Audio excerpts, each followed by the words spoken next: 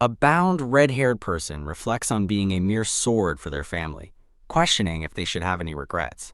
Captured in Helpless, the red-haired person realizes all their training to kill the man standing before them was for nothing. The silver-haired man is introduced as Duke Halas, a powerful, self-proclaimed king on the Viante continent. When interrogated about her parents, the bound red-haired woman simply glares back in defiance. The narrator explains that the woman's rebellion was futile against the ruthless ruler of the Halas lineage, Duke Alraid. Duke Halas is revealed to be the father of 3 exceptionally talented sons, a cunning strategist, a ghost-like sword master, and an academic genius. The woman, a native of the Murdy family, confesses that her lifelong quest for revenge against the Halas family has ended in failure. HWIK. The woman is stunned as another captive, a man, is suddenly thrown into the cell before her. As the man collapses, the bound woman screams in horror. "Father!" She desperately asks if her father is all right, but he only offers a pained, weak smile from the floor. She realizes with horror that while her father isn't physically injured, something is terribly wrong with his body. Her fiery red hair is identified as the unmistakable and symbolic trait of the Murdy family. She erupts in fury, realizing Halas has not only stripped her father of his abilities, but also his symbolic red hair, intending to destroy the Murdy family.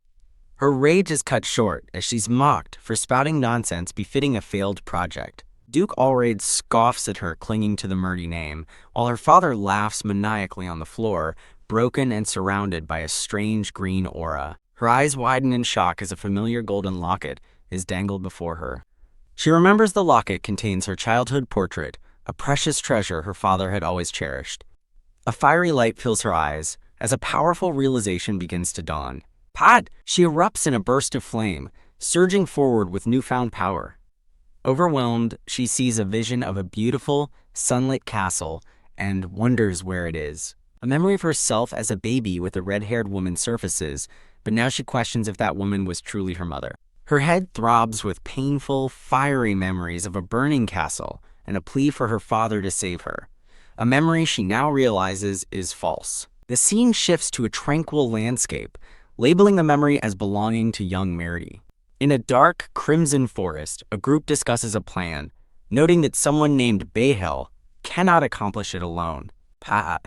As a flash of purple magic fills her mind, she curses, realizing this was the moment everything began. She recalls the moment she first opened her eyes as a baby, illuminating the world around her with fiery sparks. Memory shows a sinister-looking man holding her as a baby, surrounded by a dark, swirling magical energy. She remembers being haunted by visions of flames every time she closed her eyes, a forgotten memory that shocks her now. Crying out in anguish, she feels the empty spaces in her memory beginning to painfully return.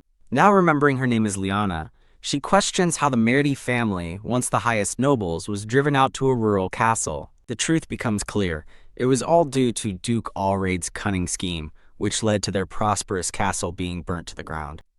As an image of a glaring red eye in shattered glass appears, she remembers her father's words. Standing over the broken memory, she recalls that her sole purpose in life was revenge. She remembers a supposedly kind woman named Bahel on the island of Jitak, who would often comfort her by showing her her father's locket. Staring at the memory of the locket, its portrait shattered, she concludes there was nothing true to love in her life. With tears in her eyes, she desperately wonders where her real family, the other Murdis, are. Duke Alraid delivers the grim and simple answer. They're all dead. Her father laughs madly from the floor, confirming Halas killed them all and screaming that Halas has always been the enemy. The perspective shifts to Alraid, who solemnly recalls the day Liana received her first mission. At 15, after being sent to the mainland, Liana's first mission was to burn down a small rural castle, a task she deemed easy. Though she felt it was a heinous deed, her nanny Behel assured her the castle was empty, its inhabitants having died from an epidemic. Despite the reassurance, she weeps uncontrollably, feeling like a sinner. She reflects on her life, a life she believed was just, but was instead spent imprisoned by hatred and a manipulated desire for revenge. Her anger fully ignited, she challenges Halas to burn away her sins, defiantly declaring herself the last descendant of Murdy. With a tearful, yet ferocious smile, she begs Halas to burn and devour them all. A surge of fiery power shatters the chains binding her hands. She questions how her castle could have been burned, wondering who awakened her flame and what terrible mistake led her to this fate. Overwhelmed by regret, she wishes she could learn the truth and die. Lamenting that she could have done better, a flaming hand reaches out from the inferno in a final, desperate gesture. A red-haired person shuts their eyes tightly, tears streaming down their face in a moment of pure, heart-wrenching anguish. Squeeze. A solemn voice echoes through the darkness, speaking of my last daughter, marking a profound and final connection. Surrounded by crackling flames, the red-haired woman listens as a mysterious voice asks if she feels her fate is unjust. As a fiery vortex consumes her, the voice offers a sliver of hope, asking if she is willing to try again. Collapsing onto the burning ground, the red-haired woman recognizes the voice speaking to her, a flicker of understanding dawning in her exhausted mind. Pravasi. Tears in her eyes, she clutches the fiery ground, desperately wondering if this offer is real, if she truly has the chance to live again. Her despair turns to rage as she screams that her fate is profoundly unfair. Clenching her fist, she recalls the injustice, crying out that she was only 3 years old. Fueled by a new, burning resolve, she grits her teeth and makes a solemn vow to herself, determined to live again, no matter how many times it takes. Surrounded by a maelstrom of power, she roars her defiance, vowing not to give up. She proudly declares her identity, the last fire mage of Xantar, a servant of the god of fire, who will not fall until the very end. Wah! A brilliant, overwhelming surge of golden, fury energy erupts, signifying the acceptance of her plea. As she kneels amidst the sacred fire, Pravasi's voice resounds with divine authority, promising to fulfill the wish of his last daughter. The pact is not without a price. As the flames flicker, Pravasi's voice lays out his condition, a single request in return for this second chance at life. Her expression hardens with resolve as Pravasi begins to state his condition, focusing her purpose on those who had controlled and deceived her in her past life. The fiery command echoes with absolute finality, sealing her new fate with a single, unyielding directive. She must never forget or forgive her enemies. Wah! In a flash of light and a shower of flowers, her consciousness awakens not in a field of fire, but in the body of a tiny red-haired baby. Gasp! Lying on a luxurious, oversized pillow, the baby takes in her new, opulent surroundings with wide, startled eyes. Her mind reels with confusion, unable to process the bizarre reality of her new form and surroundings. Turning her head, she catches sight of a reflection in an ornate mirror, a tiny, helpless baby, and her confusion deepens. Kia! The full horror of her situation crashes down on her, and she lets out a piercing, terrified scream. The scene fades, marking the beginning of her new, strange life. Sitting up with an indignant expression, she realizes the terrible catch to her second chance. She has to go through it all again as a baby. She clutches a familiar pendant around her neck, a crucial clue confirming her identity. Though her body is new, she is still Liana Murdy. A sudden commotion outside breaks her train of thought. Whack! She whips her head around, her thoughts questioning the source of the distant screams. A troubling thought surfaces. She can smell something burning. At first, she dismissed it as a memory of Pravasi, but now she realizes the scent is real and different. As the smell of smoke intensifies, a sense of urgency takes over. She instinctively considers running, but her tiny baby body feels like a ghost of her former self. Determined to investigate, she tries to get off the bed, only to be confronted by a new challenge. The sheer helplessness of her baby body makes even this simple task a struggle. Trembling with effort, she grapples with the bed sheets, infuriated by her weakness. She, who once scaled castle walls with ease, can't even get off a bed. Tumble with a final push, her feet touch the floor. A wave of triumphant relief washes over her. She did it. Just as she celebrates her small victory, thinking she must be old enough to walk, a pair of black-gloved hands suddenly snatch her up. Held aloft, she stares up at a tall, imposing figure, shrouded in a black hood.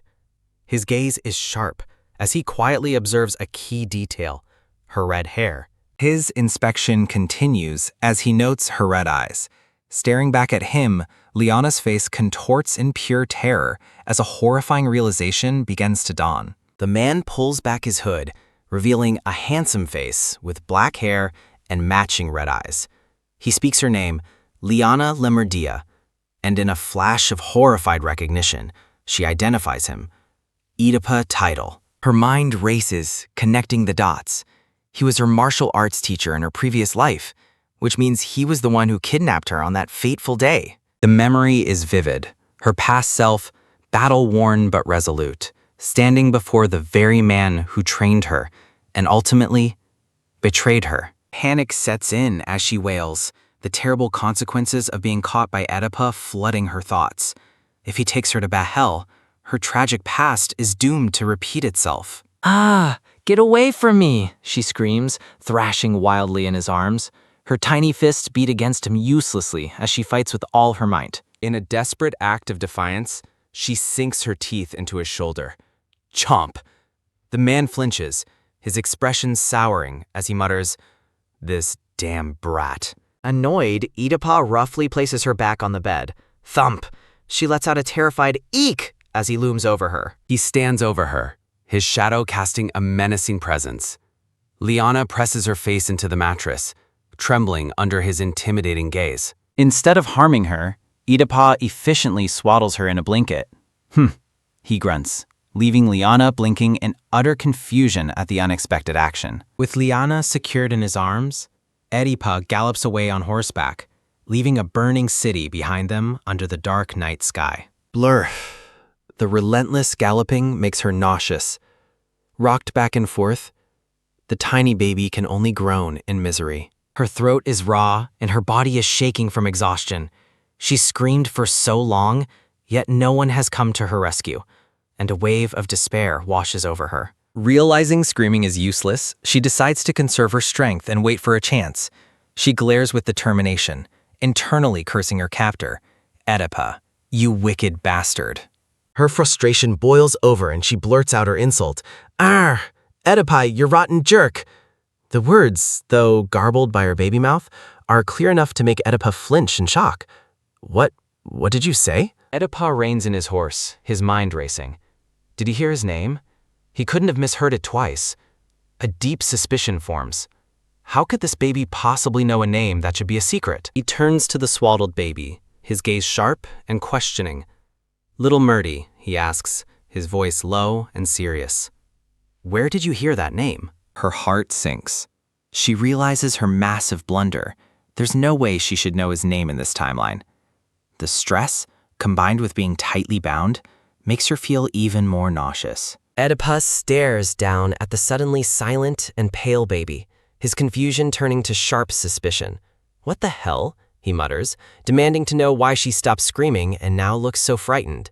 Oedipa desperately tries to calm the trembling baby, asking if she's hurt and yelling at her to stop shaking, worried he needs to return her in one piece. Liana just groans, overcome with nausea. Blurg.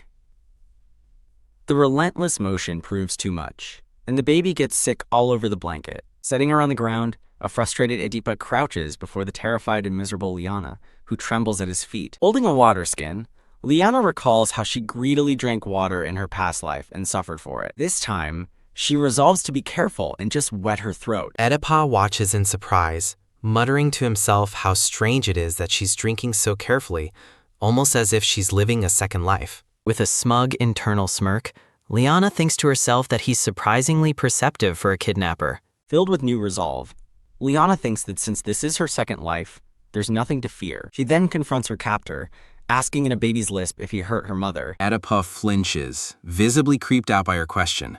Liana presses on, demanding to know if he hurt her mom or her dad.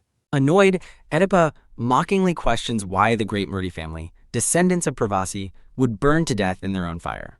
His words strike a nerve, and Liana seethes, thinking he has no right to speak of her past death so callously. Oedipa lets out a sinister smirk as Liana groans in frustration, the tension between them escalating. Scooping her up, Oedipa declares the break is over. He tells her to endure her hunger, reasoning that he can't give her food since she'd only throw it up again. As he holds her, he tells her to hold on until they meet Bahel, who is not far now, Liana's eyes widen in terror at the name. A vision of a sinister sorceress named Bahel flashes in her mind. Liana knows that meeting her means losing her memories and becoming a puppet again, and she vows not to let this second chance at life be wasted so miserably. Back on the galloping horse, Liana realizes they are approaching the docks and panics, fearing she's about to be handed over to Bahel. Clenching her tiny fist, she makes a silent promise to Pravasi to live a good life this time, one where she doesn't just burn everything to the ground in rage.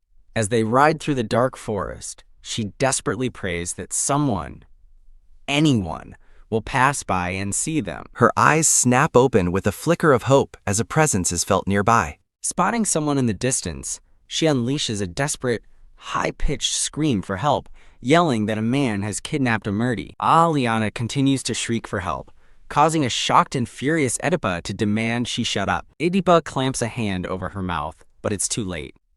As she's thrown from his grasp, she continues to cry out for someone to save her.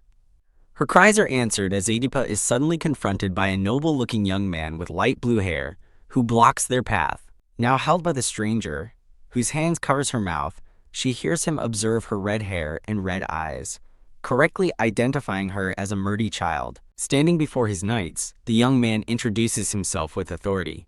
Theodore Halas, the second son of the Halas family. Theodore gazes at Liana with awe, realizing he holds a descendant of Pravasi, the kingdom's greatest treasure.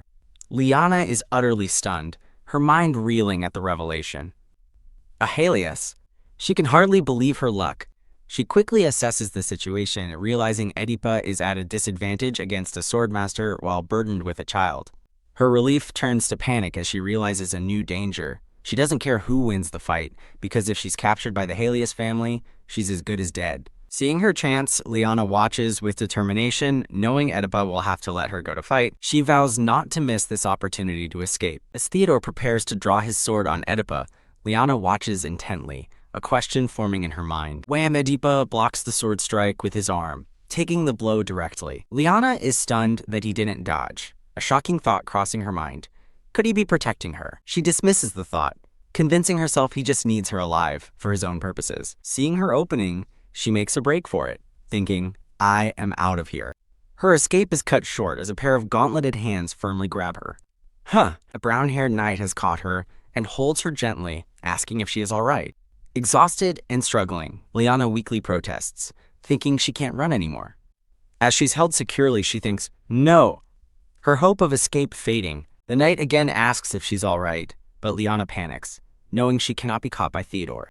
Overwhelmed by stress and exhaustion, her eyes roll back and she passes out.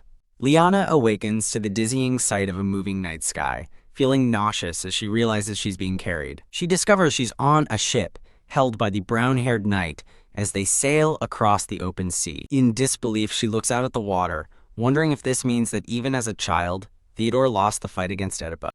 Tears well in her eyes as a horrible realization dawns.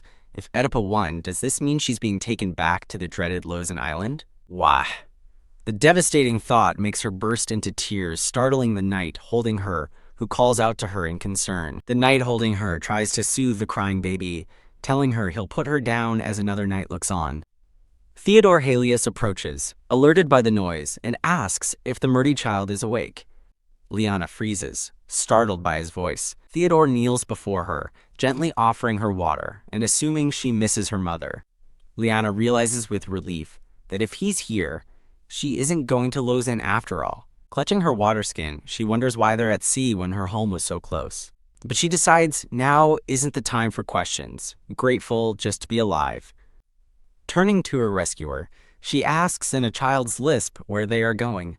Theodore smiles warmly, explaining they are heading to the Halas main base for important business. He adds apologetically that he did not feel safe leaving her with his subordinates. His expression turns serious as he questions her, asking if the man who kidnapped her from the castle was an aura user. Theodore thoughtfully strokes his chin, pondering how a single swordmaster could have pulled off the kidnapping alone and what the guards at Murti Castle were doing. Liana internally agrees. Exactly. Theodore reassures a startled Liana that she is safe now, introducing himself as a son of the Halas family from the north. With a confident smile, Theodore declares that the Halas and Murti families are friends. As Liana looks on, he vows in the name of Halas to take her back home. Liana clenches her tiny fist, internally scoffing at his words. She knows Halas and Murdy are rivals, constantly vying for power, and silently curses Theodore as a lying bastard. As the ship glides through the dark waters, Liana accepts the grim reality of her situation. Even if his words are a lie, there is no way for her to escape from the middle of the sea. Theodore leans in, offering his pinky for a promise. Realizing she's trapped, Liana decides she has no choice but to play along with her rescuer for now. Against a magical, sparkling backdrop over the sea, Liana links her tiny pinky with Theodore's, sealing their promise. Their journey leads them to a beautiful, sun-drenched estate, its elegant architecture a stark contrast to the dark sea they just crossed. A brown-haired woman in a fine dress gasps, her eyes wide with shock as she beholds Liana, exclaiming, "Oh my god, it's really a Murdy child." Standing before the lady and a maid, Theodore explains that they had to bring Liana to the main base because none of his knights knew how to properly care for a child. The kind lady kneels down, asking the nervous Liana what her name is. After a moment of hesitation, Liana timidly introduces herself. Overwhelmed by the situation, Liana feels a wave of awkwardness. She was happy to finally rest and get clean, but this was not the place she expected. The lady beams with joy, formally welcoming Princess Liana. Liana is stunned, realizing with dismay that of all the places they could have gone, they brought her here. A fiery vision of the past flashes before her. Shatara Castle, engulfed in roaring flames as a lone figure stands before the inferno. The lady gently leads Liana away, suggesting they get cleaned up while a meal is prepared, and mentioning she might have some of her daughter's old dresses. Realizing she left the child standing, the lady quickly scoops Liana into her arms, telling her to sit and wait comfortably. While holding Liana, the lady fondly recalls seeing Liana's parents at a festival, remarking on how dignified and beautiful the Duke and Duchess were. The lady asks Liana to convey her respects to the Duke when she returns home, adding that she always prays for him. Liana looks down, her expression somber. Liana remains quiet and downcast, the weight of the lady's kind words pressing down on her. The lady of Shatara Castle looks on with a warm, gentle smile, oblivious to Liana's internal turmoil. A grand carriage, drawn by 2 horses, stands ready at the gate, signaling that their brief, unexpected stay is over. Now, dressed in a beautiful, warm yellow cloak, Liana sparkles as the lady fawns over how pretty she is. The lady explains to Theodore that the cloak, though old, is warm. Standing beside her, a man with a mustache looks on as she asks Theodore if the garment is okay. Liana bows her head deeply, expressing her sincere and profuse thanks to the kind woman for the new clothes. With tears welling in her eyes, Liana looks up at the kind woman and chokes out a heartfelt, "And I'm so sorry." A painful memory surfaces. In her past life, Liana's own ignorant rage burned down this very castle, turning the family's prayers and lives to ash. The lady, her husband, and their maid all smile warmly, insisting there's no need to apologize and that her words are an honor. Gazing at the beautiful estate bathed in the light of the setting sun, Liana makes a silent, resolute vow. This warm, small castle will never burn again. The scene shifts, with elegant, frosty filigree and snowflakes appearing over a snowy mountain range, heralding their arrival in a much colder land. As they arrive at a massive, snow-covered fortress, Theodore comments on how well Liana endured the rough weather on their journey. Liana shivers violently, clutching Theodore's coat. She thinks to herself that the journey was indeed tough, and she's still just barely enduring it. As Theodore carries her up the grand, cold staircase, Liana despairs, wondering why a Murdy like her feels so cold and thinking she might have frozen to death. Peeking around a corner, Theodore spots a small, light blue-haired boy with glasses and calls out, "Scion? You're still awake?" Liana's eyes widen in recognition as she thinks, "Scion? That Scion Halas?" She recalls that this boy is Scion Halas, the continent's youngest and smartest scholar, but internally scoffs that even geniuses are just pretty boys when they're young. Wham! Scion rushes forward, pointing an accusatory finger and shouting that his second brother brought home another piece of trash, shocking both Theodore and Liana. Theodore immediately chides Scion, telling him it's rude to speak that way about a noble lady, even a young one. Holding a stone-faced Liana, Theodore firmly demands that Scion apologize to her right away for his rude outburst. Fed up, Liana pinches Theodore's cheek, letting out a little Ah! The sudden action startles Sion, who exclaims in shock that the doll isn't a doll after all. Sion runs off, screaming for his father, wailing that his second brother brought home something alive again, leaving Theodore exasperated. Left speechless, Theodore can only apologize to Liana for his brother's bizarre behavior, assuring her that Sion is just surprised and not a bad kid. Liana calmly tells him it's okay, but internally wonders what kind of issues Theodore has that this is a normal occurrence for him. Theodore smiles, impressed by her maturity and how well she speaks. He then realizes his oversight and finally asks what her name is. Liana, Liana replies simply. Theodore repeats the name questioningly, as an unseen thought bubble mocks him for not even knowing the name of the child he brought home.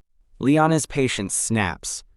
She angrily shakes her head and shouts her full, correct name, Liana Lemerdi. A dramatic flashback of the confrontation with Oedipa shows Theodore with his sword drawn, his expression fierce as he demands, "Tell me where you're taking her." Back in the present, a warm, gentle smile spreads across Theodore's face as he finally understands. Theodore beams, cheerfully correcting himself. Ah, it's Liana. Liana Lemerdi. Right. He pats her head, happy to finally know her proper name. Now holding her properly, Theodore formally introduces himself as the second son of Grand Duke Halas.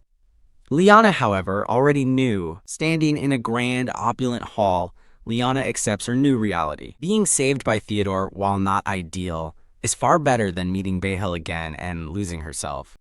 A montage of her past life's brutal struggles flashes through her mind, strengthening her resolve. Having endured so much, she vows she can withstand anything and will definitely survive. Holding a grumpy Liana, Theodore explains that he wants to get her to rest soon, but they need to meet someone first. The word head echoes in Liana's mind as a jolt of electricity seems to run through her, her eyes glowing with shock. Theodore cheerfully pats Liana's head, saying everyone will be amused to see her after they meet his father and have some soup. Liana, however, is internally seething, finding the gesture humiliating. The head patting triggers a painful memory of her kidnapper violently grabbing her hair. She grits her teeth, resolving to endure any humiliation to survive in this house. As Theodore stands before a set of grand doors and announces their arrival to his father, Liana gives herself a silent pep talk. You can do it, Liana Lemerdi.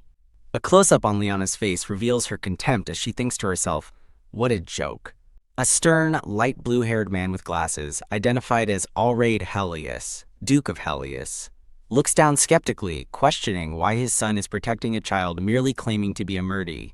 Duke Alraid sternly addresses his son, Theodore Halas, who formally answers, yes, father. The Duke harshly reminds Theodore that rescuing a Merdi child is not like picking up a stray animal, and firmly orders him to send her back immediately. Peering out the window at the swirling snow, Theodore argues that the sun has set and a snowstorm is expected overnight, making travel impossible. Theodore, the Duke bellows, his expression furious. Liana, still in Theodore's arms, shrinks back in fear, intimidated by the sheer force of his will. Duke Alraid falls silent, his expression unreadable as he contemplates the situation. With a heavy sigh, the Duke closes his eyes, seemingly relenting for a moment. The Duke's sharp gaze fixes on Liana as he points a finger at her and says, you. Startled, Liana stammers a quiet yes. With a commanding tone, Duke Alraid grants Liana permission to speak, his gaze intense. Liana looks up nervously as the Duke tells her that if she wants to stay in the castle, she must answer his questions. The Duke begins his interrogation, asking Liana if she was rescued from a stranger and if that person managed to infiltrate Merdi Castle. Liana is momentarily stumped, wondering if a child is even supposed to understand a word like infiltrate, and considers feigning ignorance. Kneeling to her level, Theodore simplifies the question, asking if the man who carried her entered her castle. Liana internally commends him for the smart rephrasing. Liana recounts the events, explaining that a man burst through her window in the middle of the night and that there was a lot of smoke coming from the castle. Both Theodore and his father, Alraid, look utterly bewildered by her childish explanation, clearly not understanding what she means. In a fit of frustration with her own baby talk, Liana internally panics before blurting out the two words she can manage.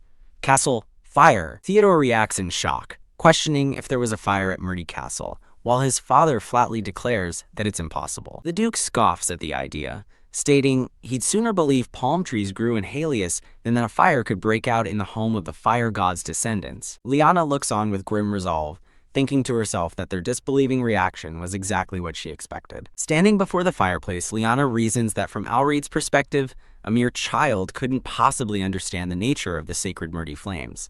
Gazing into the crackling fire, she laments that her clumsy short tongue prevents her from properly explaining the situation. Realizing words have failed, she walks determinedly towards the hearth, deciding she has no choice but to show them the truth. Theodore calls out her name in concern, thinking she's just cold and warning her not to get too close to the fireplace.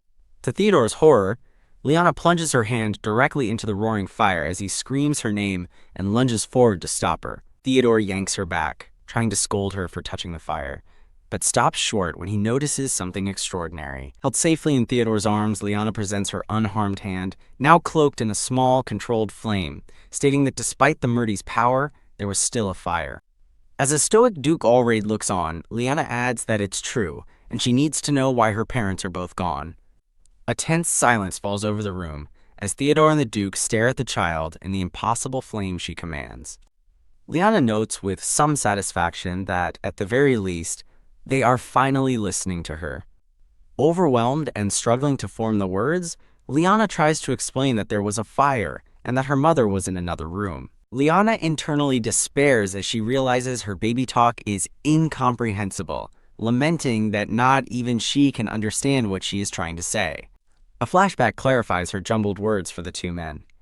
They said there was a fire at the castle, and their mom was in the next room. Theodore and Alreid look stunned. Just then, the small, light blue-haired boy, Sion, peeks around the door as an unseen person calls his name. Liana's eyes light up with stars as she sees the boy, thinking of him as a true savior who can finally bridge the communication gap. Sion calmly translates Liana's frantic words, telling his father and brother that she wants to know if her mom was hurt in the fire. Duke Alreid sighs, crossing his arms and explaining that the murdy flames are powerful, and because of that, also very dangerous. Liana's ear twitches in surprise as she realizes this is the first time she's ever heard that their sacred flames could be considered dangerous. A dark premonition illustrates the dire consequences. A fire at Merida would mean the seal was broken, a disaster for the kingdom that Halios would certainly have heard about. Pondering the gravity of the situation, Duke Alreid decides their only course of action for now is to wait for official word from the royal palace. The Duke questions Theodore about the crown prince, who confirms he saw the prince at the dock just as their boat was departing. Theodore expresses his confusion, noting that the prince should have been at the palace and adding that he heard a rumor he was traveling incognito to the Duhan territory. As the focus shifts to 2 glasses of wine, the Duke asks about the kidnapper's fate. Theodore apologizes, admitting the man escaped after being drugged. A slight, thoughtful smirk plays on Duke Alreid's lips as he processes this new information. The Duke sighs, his expression unreadable, as he quietly mulls over the complex political situation that has just landed in his home. Duke Alreid sits with Liana and a stunned Theodore, declaring that once the snowstorm stops, the lady will be moved to Stone Age. Theodore protests, arguing it's unnecessary since they'll hear news soon. Thud, the Duke slams his fist on the table, his face contorted in anger as he demands to know where Theodore learned to constantly defy the head of the family. A sweaty Theodore apologizes profusely. Meanwhile, Liana internally notes that while she's grateful he defended her, he went too far, observing that the Duke has been surprisingly lenient up to this point. The Duke rises, stating Theodore shouldn't have brought the lady to Halios without permission. He then decides to move her in advance to ensure she can be returned to Merida quickly in an emergency. Standing before a grand door with Liana and Sion, the Duke departs, leaving Theodore with a final command to ensure he keeps the promise made in the name of Halios. Trembling with relief, Liana thinks to herself that at least she's safe and can stay put until the dangerous snowstorm finally passes. Now alone with Theodore, Sion points at Liana with a bored expression and asks his brother where he picked this thing up from. Sion then reminds his brother that their older brother Kalaif is returning tomorrow. A confused Liana looks on, a question mark popping over her head. Sion leans in, reminding Theodore that Kalaif warned he'd roast the next living thing he brought home. The threat sends a jolt of terror through Liana, who imagines herself being cooked over a fire. The scene shifts to a desolate, snow-covered fortress as the Duke's voice echoes, questioning what Theodore told people after crossing Elsed's wall. As boots crunch through the snow, Theodore's voice explains that he told them the Marie princess was at the castle. A stern, light blue-haired man, identified as Caliph Halas, the eldest son, stands in the blizzard and commands his aide to inform his useless father of his arrival immediately. Back in a warm room, maids attend to Liana, who is lost in thought, chattering to herself about hairstyles and deciding she prefers twin tails. Two maids, one with brown hair and one with purple, gossip excitedly, recalling that Merity children can control fire at age 7 and wondering if Lady Liana will be as amazing. Surrounded by a flurry of pink hearts, the maids formally introduce themselves to Liana. The brown-haired one is Sudi, and the purple-haired one is Beth, her new caretakers. Liana cutely introduces herself as Liana, much to the maid's delight.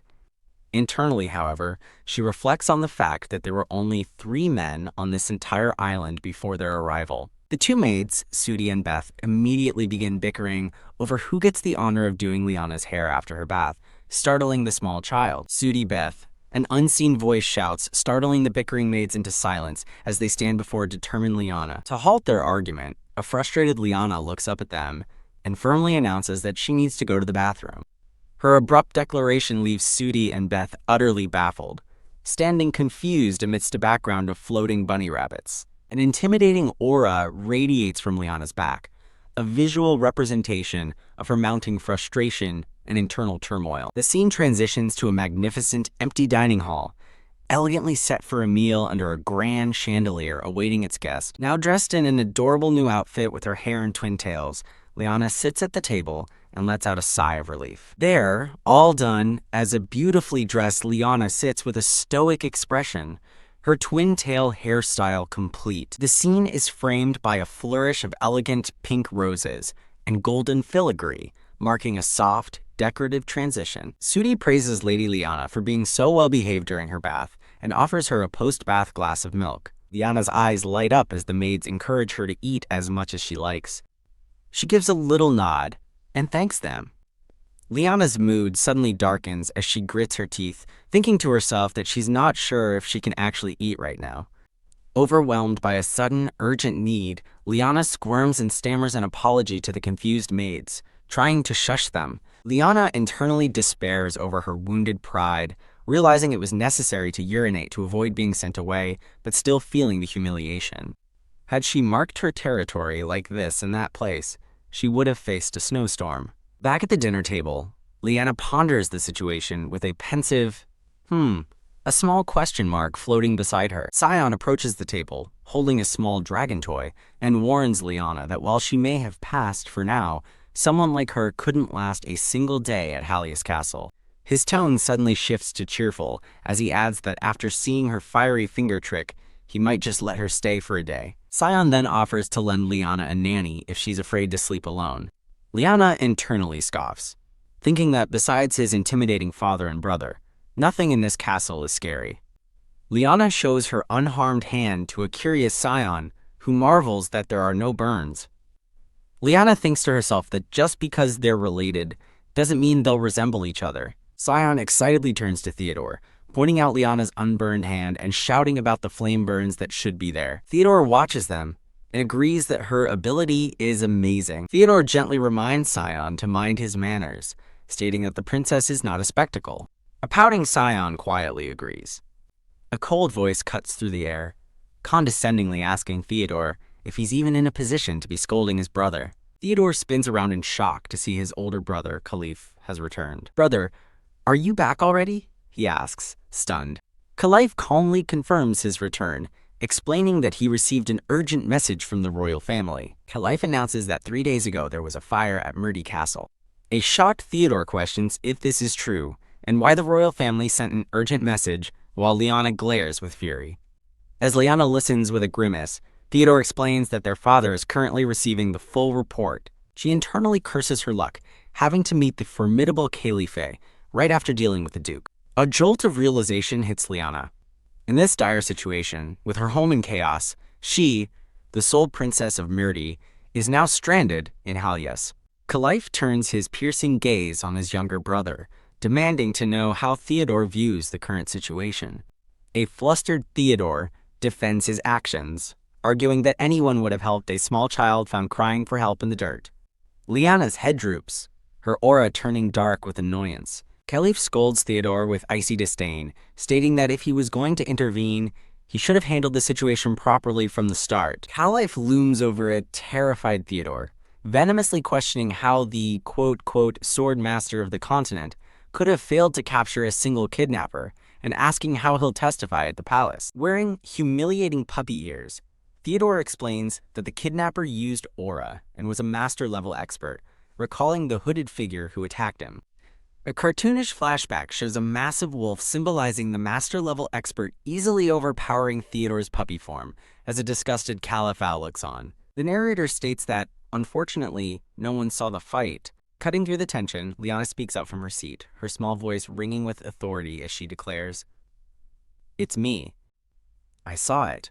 Standing on her chair to face the imposing Caliph, Liana boldly declares that she knows the kidnapper's name. The brothers are momentarily stumped by her baby talk, while Liana internally acknowledges that she didn't expect them to understand her right away. Sion's eyes widen as he translates for a stunned Theodore, explaining that his little sister claims to know the man's name, confirming Liana's trust in him as her interpreter. Theodore's eyes go wide with shock as he clarifies, asking if she truly means she knows the kidnapper's name. Nodding firmly, Liana clearly enunciates the kidnapper's name, Ediba Tidal. The entire dining room falls silent as Liana stands on her chair, her words echoing across the long table, prompting a sharp, "What?" from Caliph. Frustrated with her own pronunciation, Liana internally seethes about the difficult name, recalling the shadowy figure of her kidnapper in a fiery flashback. Realizing she's struggling to speak, Sion excitedly asks if she knows how to write, to which Liana confidently thinks that she can. Caliph looks down in utter confusion as Sion, terrified, presents a piece of paper with a comically inept drawing of a bunny on it. Sion internally marvels that a child so young might be able to write when he only learned at 4, while Liana observes how truly frightened he is of his older brother Caliph. The maid Beth timidly interrupts, bringing a bouquet of flowers to the table as a nervous Liana looks on. With intense focus, Liana dips a quill into an inkwell and begins to painstakingly write the name on a sheet of parchment. Slapping the parchment on the table, Liana proudly declares, "That's it!" as Theodore looks on in amazement, and Caliph observes with a stern gaze. Caliph examines the writing, acknowledging that she knows letters, but questioning if she wrote C. Liana puffs out her chest and enthusiastically confirms. Pondering the name, Caliph notes he has never heard of the family name Sickle, and resolves to investigate it among the continent's aura users. A curious Sion turns to Liana and asks how she came to know the kidnapper's name in the first place. Liana grows flustered, her hands twisting in her lap as she thinks about the impossible connection between Murdy and the House of Ciel. Deciding to reveal everything, Theodore grabs Caliph's arm to explain, but Caliph cuts him off with a sharp, "What?" Liana speaks up, explaining that the kidnapper told her he was taking her to the city of Lausanne. Caliph voices his skepticism, finding it utterly incomprehensible that a kidnapper would foolishly give his name and destination to his own hostage. Theodore speculates that the kidnapper may have let his guard down to reassure the child, never imagining a swordmaster would lose a 3-year-old. Deciding the matter is settled for now, Theodore stands, stating that they must report all of this to their father. Just then, a voice off-screen announces a message for the princess, causing everyone at the table to turn in surprise. The focus tightens on a figure's chest, a silent and foreboding pause hanging in the air. Duke Alraid appears at the head of the table, his presence grave and his expression somber as he approaches Liana. Caliph explains to Liana that the message is from the palace, prompted by the news of a big fire. He then delivers the devastating news. The Murdy family's legacy has officially ended. Liana stares back, her face a mask of pure, unadulterated shock. In the aftermath of the terrible news, the grand dining hall sits dark and empty, the feast completely untouched. Liana cries inconsolably in her maid Sudi's arms, having wept until she was empty, as the two brothers are uneasily led away by their father. Clinging to the maid, Liana wails, realizing with horror that she has become an orphan once again in this new life, with no home to return to. Caliph watches with a pained expression, offering a quiet, somber apology for being the one to deliver such terrible news. As the snow falls outside the window, the narrator reveals that, upon hearing the Grand Duke's words, Liana's pitiful body fainted from the shock. The scene shifts to a wide, lonely shot of the massive Halas fortress, covered in snow under the dark night sky. A warm fire crackles quietly in a stone fireplace, bringing a small pocket of light to the dark room. Liana thrashes in her bed, her face flushed with fever as she's trapped in a nightmare. Groaning weakly, she slowly pushes herself up in bed, coming to in the dimly lit room. The vast, empty bedroom highlights her solitude as she sits alone in the large bed.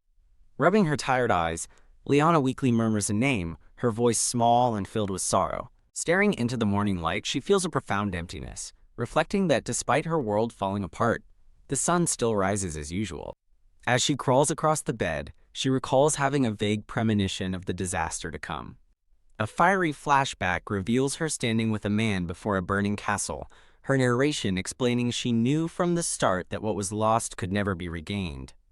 Burying her face in her pillow, she acknowledges that while she's exhausted from grief, she can't just keep crying forever. In her exhaustion, she tumbles out of bed and hits the floor with a painful ow. Lying on the cold floor, she clutches her chest in pain, her golden locket resting near her hand. She picks up the locket and opens it, revealing a cherished photo of her baby self with her mother inside. Kneeling on the floor in the morning light, Liana looks at her reflection in the locket and quietly affirms her identity.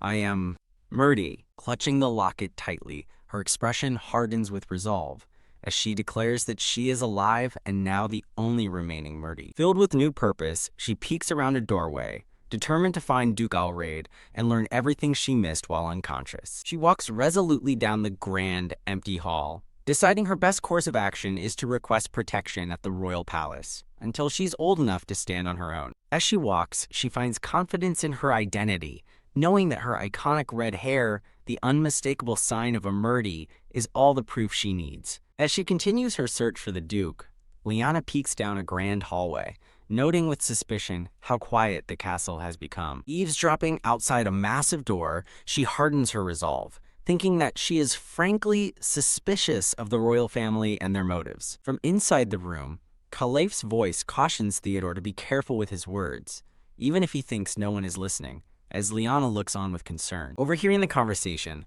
Liana listens as Khalif asks his father, who truly benefits from Murdy's annihilation, concluding that while others grieve, only the royal family gains their fertile southern lands. Liana's eyes widen in terror as she hears Duke Halas's grim confirmation from within the room. Only the royal family. Frozen in the hallway, a terrible realization dawns on Liana as she processes the implications of the Duke's words. Liana's mind races, connecting the dots.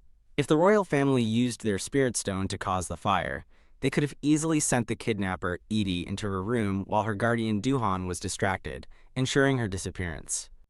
Clutching her locket, Liana's suspicion solidifies into a grim certainty, realizing that the royal family's involvement would make everything fall into place.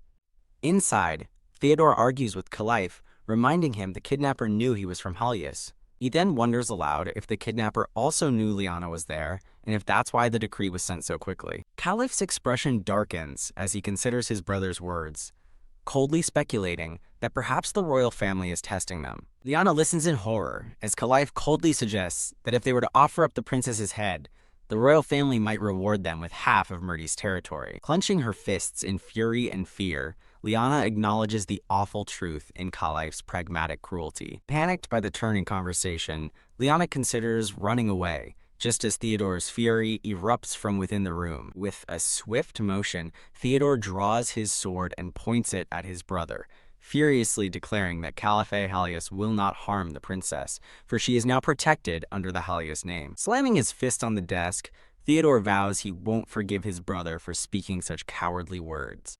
Duke Halas finally intervenes from behind his desk, his voice sharp as he commands his two sons to stop their infighting. The Duke sternly rebukes Khalif, questioning if the name Halas is so weak they must shed a child's blood to curry favor. A humbled Khalif quietly apologizes. Turning his reprimand to his younger son, the Duke scolds Theodore for daring to draw his sword on the future head of the family. Ashamed, Theodore apologizes for his thoughtless actions. Duke Halas states that there is no reason to defy the royal family or to harm the princess, as she is just a child. He outlines his plan. They will simply report that they found her by chance and take her to the palace, knowing the royals will be too preoccupied with Murdy to challenge Halas. The Duke concludes that after they deliver her, the royal family will simply install a proxy to govern Murdy's lands, until the princess comes of age. His decision made, the Duke looks up with an irritated expression, demanding to know why everyone is still lingering in his office. He glares silently, his patience clearly at its end, a wordless command for his sons to leave. Just then, the office doors creak open as Liana resolutely steps inside, capturing everyone's attention. Theodore turns in surprise, calling out her name as Liana determinedly walks past the brothers and towards their father's desk. Liana comes to a halt before the imposing desk, standing small but firm before the powerful Duke Allraid. As he watches her approach, Duke Allraid silently pleads in his thoughts for her not to continue. Looking up at him with wide, tearful eyes, Liana desperately projects her own thought, pleading, "Abandon me." Duke Allraid stares down, completely stunned into silence, as the small child before him seemingly voices her greatest fear in response to his unspoken thoughts. Liana recalls the Duke's plan to take her to the palace, where a regent would be appointed to rule in her place until she came of age. The horrifying implications of this plan slam into her. A regent appointed by the royal family would mean the end of Murdy. With dawning horror, she realizes she cannot let this happen. She pictures herself being handed over, helpless and without her flame. She knows that if the royal family is behind the tragedy, they will either kill her or send her away forever. Liana trembles, realizing that without any power to resist, her life will be taken from her again as the office doors seem to close on her future. As the Duke stares out the snowy window, Liana's desperate plea, "Don't abandon me," echoes in his mind. Liana stands before the Duke, a lone child facing the symbol of a crown, representing both her past and her potential future. Theodore watches her with growing concern, softly saying her name as he senses the gravity of the moment. As Kaleef looks on silently, Liana internally resolves to make a desperate gamble, begging for a chance to cling to the Duke's protection. Tears streaming down her face, Liana makes a silent, heartfelt vow. Though she is powerless now, she wants to reignite her flame and promises to repay his kindness if he raises her. Overcome with emotion, Liana squeezes her eyes shut and cries, having laid her heart bare in a final, desperate appeal. Theodore approaches her with a gentle expression, kindly telling her to go to her room and get some rest after the emotional ordeal. He then offers to carry her, but Liana turns away, determinedly walking off on her own while muttering her new goal, Dandy. As she walks down the long, empty hall, she steels herself, thinking that knowing her terrifying fate is far scarier than being ignorant of it. Pausing before a tall window showing the wintry landscape, she wonders if she can allow herself to grieve now and face her problems tomorrow. Resuming her determined walk, she remains silent, her small steps echoing with resolve. As she walks with Theodore, the maid Sudi finds them, expressing her relief that they are all right. A different, kindly maid with her hair in a neat bun and a warm smile on her face appears. Theodore greets the maid as Dorian, who explains that she has come to find Liana at the request of the young master. Liana looks up in surprise, wondering if the young master Dorian is referring to is Sion. Kneeling down to Liana's level, Dorian greets the young lady with a gentle and caring expression. Dorian, the kind maid, warmly offers to take Liana inside for a delicious cheese souffle prepared by the head chef. Looking up at Theodore's legs, Liana is grateful for his kind and reassuring smile, which feels genuine despite him knowing the tragic truth about Murdy. Liana thinks to herself that it's fortunate the maid is Noria, as her presence puts her at ease. Theodore smiles brightly, saying he has to leave but encourages Liana to rest and enjoy the famous cheese souffle, hoping it will lift her spirits. With a determined nod, Liana quietly agrees. As their hands clasp, Liana's narration begins, revealing her inner thoughts as she tries to find a new path forward. Gazing at the opulent bedroom, she internally questions how she can possibly win the heart of the cold and formidable Duke Allraid. A lavish meal is prepared and set on the table, awaiting the young princess. Dorian gently holds the small Liana, affectionately wondering how such a little lady managed to get out of bed on her own. Now tucking her into bed, Dorian speaks of Liana's mother, Lady Cecilia Lemerdi, prompting Liana to curiously ask, "Padiria?" In a fiery flashback, Liana's mother, a woman with flowing red hair, is shown skillfully wielding a ball of pure flame. The narration explains that her mother was the greatest pyromancer on the continent, a fact underscored by the image of her, surrounded by a brilliant golden aura of fire. Dorian's expression saddens as she quietly wonders what on earth could have happened to someone so powerful. Catching herself, Dorian apologizes for rambling, while Liana internally finds it strange that a Halas nanny would know her mother so well and appear so sad about her. Liana clutches her blanket, thinking she's not truly a 3-year-old, and is far more concerned with her future than with stories of the past. Dorian continues her tale, recalling that the princess's hair was as red as flames, emphasizing the connection between Liana and her mother. A flashback depicts a powerful, older version of Liana in a formal uniform, surrounded by fire, as the narration declares she possessed immense magical power. Faceless onlookers stare in awe and fear at the princess, who stands wreathed in a powerful column of fire. The story continues, showing people bowing deeply before the princess, praising and flattering her to her face. However, the scene shifts to show that behind her back, the same people kept their distance and belittled her, leaving her isolated. Standing alone in a single, stark spotlight, the narration concludes that despite her power and station, the princess was lonely. A cartoonish drawing illustrates her sadness, showing her dejectedly standing under a personal rain cloud. Her lonely life continued until she met a mysterious knight with silver hair. Lying in bed, Liana listens intently as the story explains that the knight was not afraid of the princess and didn't bother with polite pretenses. Dorian finishes her story, smiling down at Liana and explaining that with the knight by her side, the princess was no longer lonely and soared into the world. Looking at the now sleeping Liana, Dorian fondly wonders if her story bored the child to sleep. Feigning sleep, Liana silently disagrees, thinking that a happy ending simply feels too distant and unattainable for her now. Lying alone in her vast bed as a clock ticks nearby, Liana quietly hopes that her mother's life was as truly happy as it was in Dorian's story. Dorian motions for silence as a small, blue-haired boy, Scion, peeks into the room to see the sleeping Liana. From the doorway, 2 other maids observe, with the purple-haired maid whispering sympathetically that Liana is still just a baby. Later, Theodore and Kalife stand by her bedside, watching her sleep with serious expressions. A new day dawns, casting a golden light over the magnificent Halas fortress. The morning sun streams through a large, ornate window, filling the room with light. Duke Allraid stands silently at the foot of Liana's bed, watching over her as she sleeps. Gently stroking her red hair, the Duke offers a silent, heartfelt apology to her deceased mother. "I'm sorry, Cecilia." Dressed in a black morning dress, Liana is held by Dorian, who gently informs her that it is time to leave. As Dorian explains that Liana must attend the funeral and her investiture ceremony, Liana stares at a faint glow in her hands, crushed by the weight of her duty and thinking, "No, I can't carry it on." Liana thinks of the name Tira, realizing with terror that if she goes to the royal palace, she will die either in mind or body, prompting a concerned Dorian to call her name. With a swift turn, Liana pulls away from Dorian and begins to walk off on her own. A grim montage shows a sinister royal figure juxtaposed with a determined Liana, who resolves to survive fiercely and alone in the enemy-filled palace. Turning back to Dorian, Liana speaks with the fumbling words of a toddler, desperately trying to convey her fear.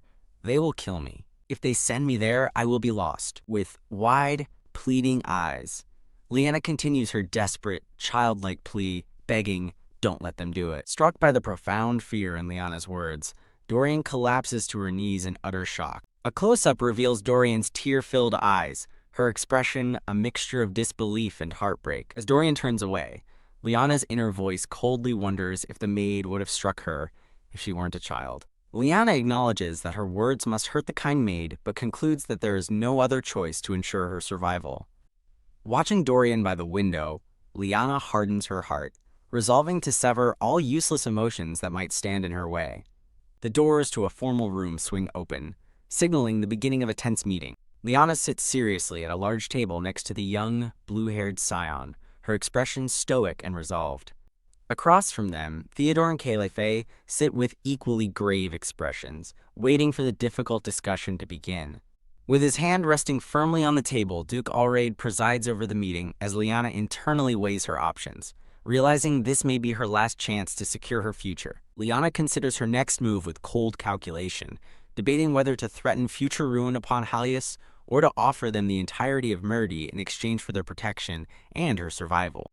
As the Duke announces that a decision has been made regarding her fate, Liana looks up with wide, startled eyes, bracing herself for the verdict that will determine her life or death. Dressed in his immaculate formal uniform, Duke Allraid clasps his hands before him, preparing to deliver his final, unassailable judgment on the matter of the young princess. With a powerful and decisive declaration, Duke Alraid announces that Liana, the Princess of Merdi, will remain at Halias Castle, causing her to stare up at him in utter disbelief. A wave of stunned silence is broken by Liana, who pops up from her seat in a comical burst of flowery shock, completely taken aback by the Duke's unexpected decision to let her stay. While Sion beams with delight at the news, a shocked Theodore turns to Duke Alraid, questioning his father's sudden and risky declaration. Theodore confronts the Duke, questioning his dangerous plan to secretly raise a child from Merde and risk interfering directly with the notoriously possessive royal family. As Liana gazes at him with star-filled eyes, Duke Alraid calmly instructs a worried Theodore to consider the grim alternative to his plan. The Duke explains the cold political reality. If the princess goes to the royal family, they gain not only Merdi's fertile lands, but also control of the continent's sole pyromancer, an unacceptable outcome.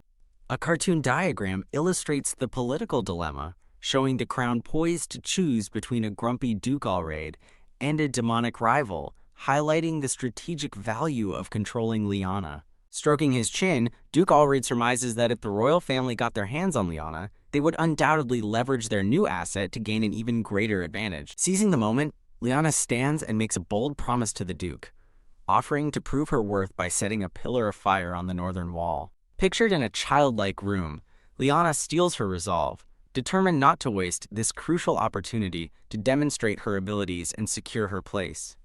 As Liana's aura flares with determination, vowing not to let Caliphate ruin her chance, a surprised Sion questions her audacious claims about her future powers. Caliph scoffs at her boast, calling it a joke before turning to Theodore and skeptically asking how he could possibly know she will manifest her powers at 5. Liana confidently states that her mother told her, while privately knowing this is a truth from her past life. She clenches her fist, a memory of her smiling mother reinforcing her conviction. Sion reminds his brother Theodore that Liana already created a spark with her bare hands, insisting that despite her age, she is destined to become incredibly powerful. The young Sion turns to his father, Duke Alraid, and sweetly promises that he will get along with the new princess without fighting. Duke Alraid smirks with amusement, admitting that while Liana is arrogant, he finds her spirit fascinating rather than off-putting.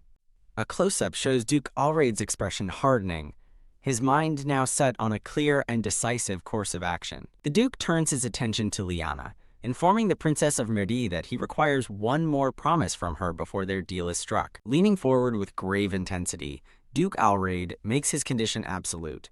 If and when she manifests her pyromancy, she is forbidden from ever using her fire against Halias. Beaming with joy amidst a background of golden flowers, Liana eagerly nods and gives a resounding yes to the Duke's condition. The Duke orders for Liana to be taken away, instructing someone named Colette to inform Garcia of the new arrangements by morning, as Theodore watches with silent concern. The scene shifts to a crackling fire burning brightly in a grand fireplace, symbolizing the power and pacts being forged. Staring into the distance, Duke Alraid reveals the next step in his plan. They will show Liana to Garcia and forge a covenant. Liana puzzles over the word covenant, quickly deducing that Garcia must be Halias' sorcerer, the legendary guardian of the northern wall. A glowing blue magic circle materializes, underscoring the magical nature of the impending meeting. A mysterious, blue-robed figure stands amidst a storm of crackling energy, identified as the guardian of the northern defensive wall at the kingdom's border. With a hint of suspicion, Liana privately hopes that the Duke isn't planning to use some kind of trick on her, like the mysterious Babel. Liana accepts the Duke's terms, but her attention shifts to Sion, who seems troubled. She internally notes that Theodore's overly protective reaction worries her, as he still sees her as just a helpless child. Sion innocently asks what a covenant is, to which a weary Liana internally dismisses it as a simple formality of pressing her hand to paper. Having expended all her energy on the high-stakes negotiation, Liana lets out a massive, adorable yawn. Noticing her exhaustion, Duke Alraid comments with a slight smile that she appears to be sleepy again after her bold display. Liana mumbles some toddler gibberish, then internally panics, wondering what her nonsensical words were even supposed to mean. The Duke calmly instructs Dorian to give Liana a light meal and put her to bed, concluding the tense meeting. As Dorian acknowledges the order, the Duke adds that Liana needs to rest well for an outing tomorrow, leaving the young princess to wonder where they could possibly be going. Dorian gently picks up a weary Liana, kindly asking the little lady if she is ready to go to her room now. As she is carried away, Liana questions where they could be going, feeling she has nowhere left to go, while Dorian calmly tries to soothe her tension. Dorian cradles the sleepy Liana, telling her to prepare for tomorrow as they overlook the moonlit Halas fortress, which seems to welcome its newest, youngest resident. Elsewhere, the blue-robed guardian, Garcia, travels through a crackling, snow-covered forest, muttering, oh my, in anticipation." A sly smile crosses Garcia's face as they look toward the horizon, thinking of the important person they are scheduled to meet on the morrow. The next morning, a stately horse-drawn carriage arrives before a grand, sunlit building nestled in the snowy mountains. Duke Alraid carries a small, bundled-up Liana in his arms, much to her internal chagrin as she questions the necessity of being held like a baby. Liana gazes at the sharp, imposing architecture of the Halas building, internally complaining that its intimidating design is scary for no reason. Entering a chapel, they are met by a blonde-haired man in clerical robes.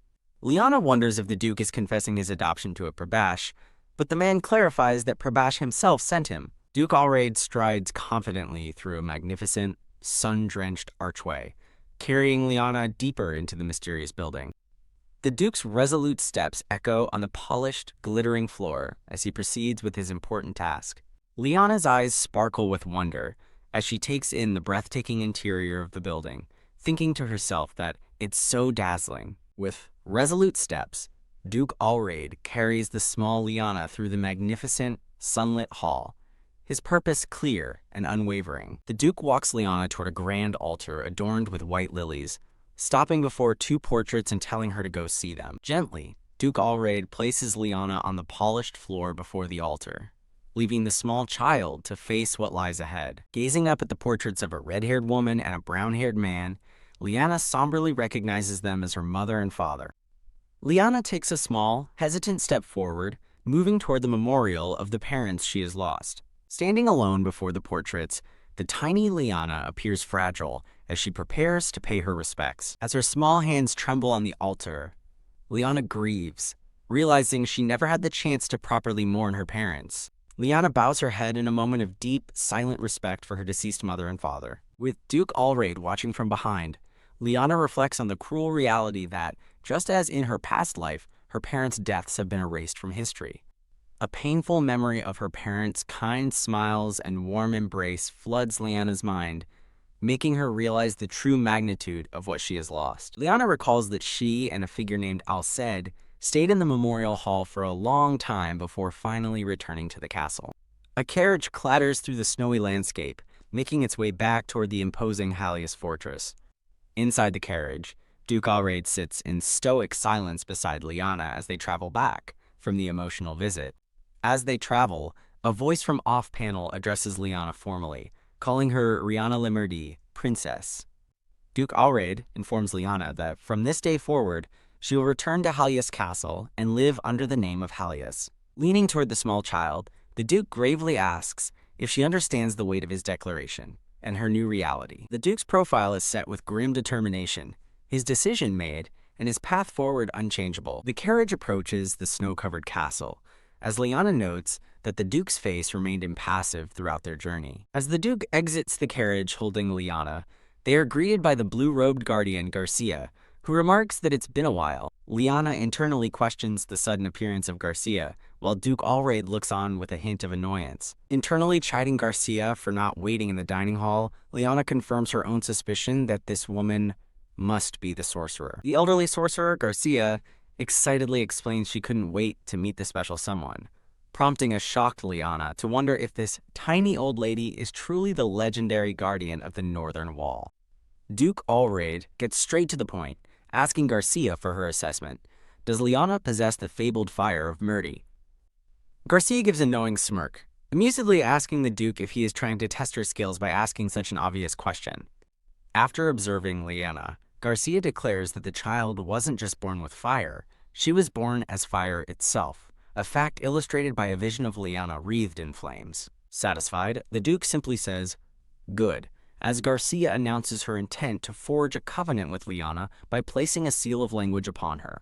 Carrying Liana, the Duke strides through a doorway, followed by Garcia and two maids, to begin the covenant ceremony. Elsewhere, Theodore presents a portrait of a young, blue-haired girl to Sion and a headmaid, part of a yet unexplained plan. Duke Allraid smirks with confidence, assured that his intricate and daring plan is proceeding perfectly.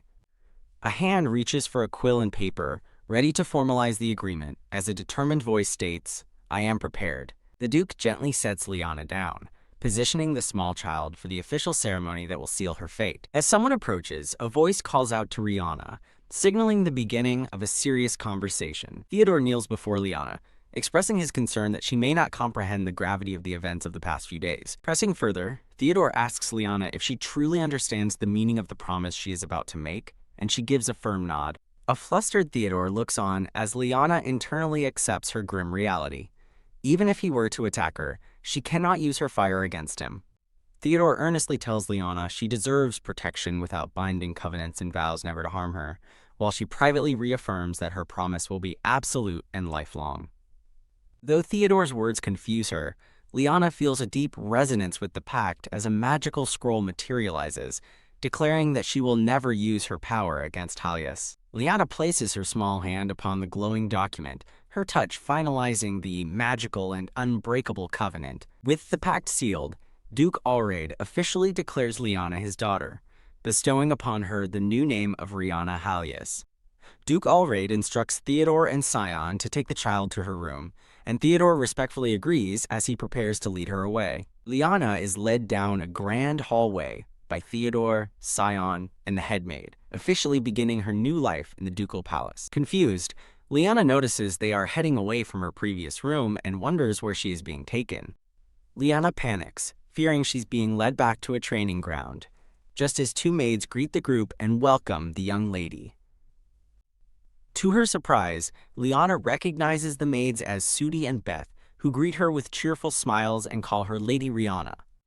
The maids excitedly announce that Liana is now the Lady of Halas, and that they have beautifully decorated her new room just for her. Sion beams at Liana, sharing in the excitement as they arrive at her new, official residence within the castle. The doors open to reveal a breathtakingly lavish and opulent bedroom, clearly fit for a duchess, not a child. Liana stares in utter shock and disbelief, completely stunned by the luxurious room now meant to be hers. Sion casually mentions that the room belonged to his mother, then playfully threatens to kill Liana if she ever forbids him from visiting. Flustered by his comment, Liana stammers, unable to believe her ears as she wonders if she can truly occupy the late Duchess's personal chambers.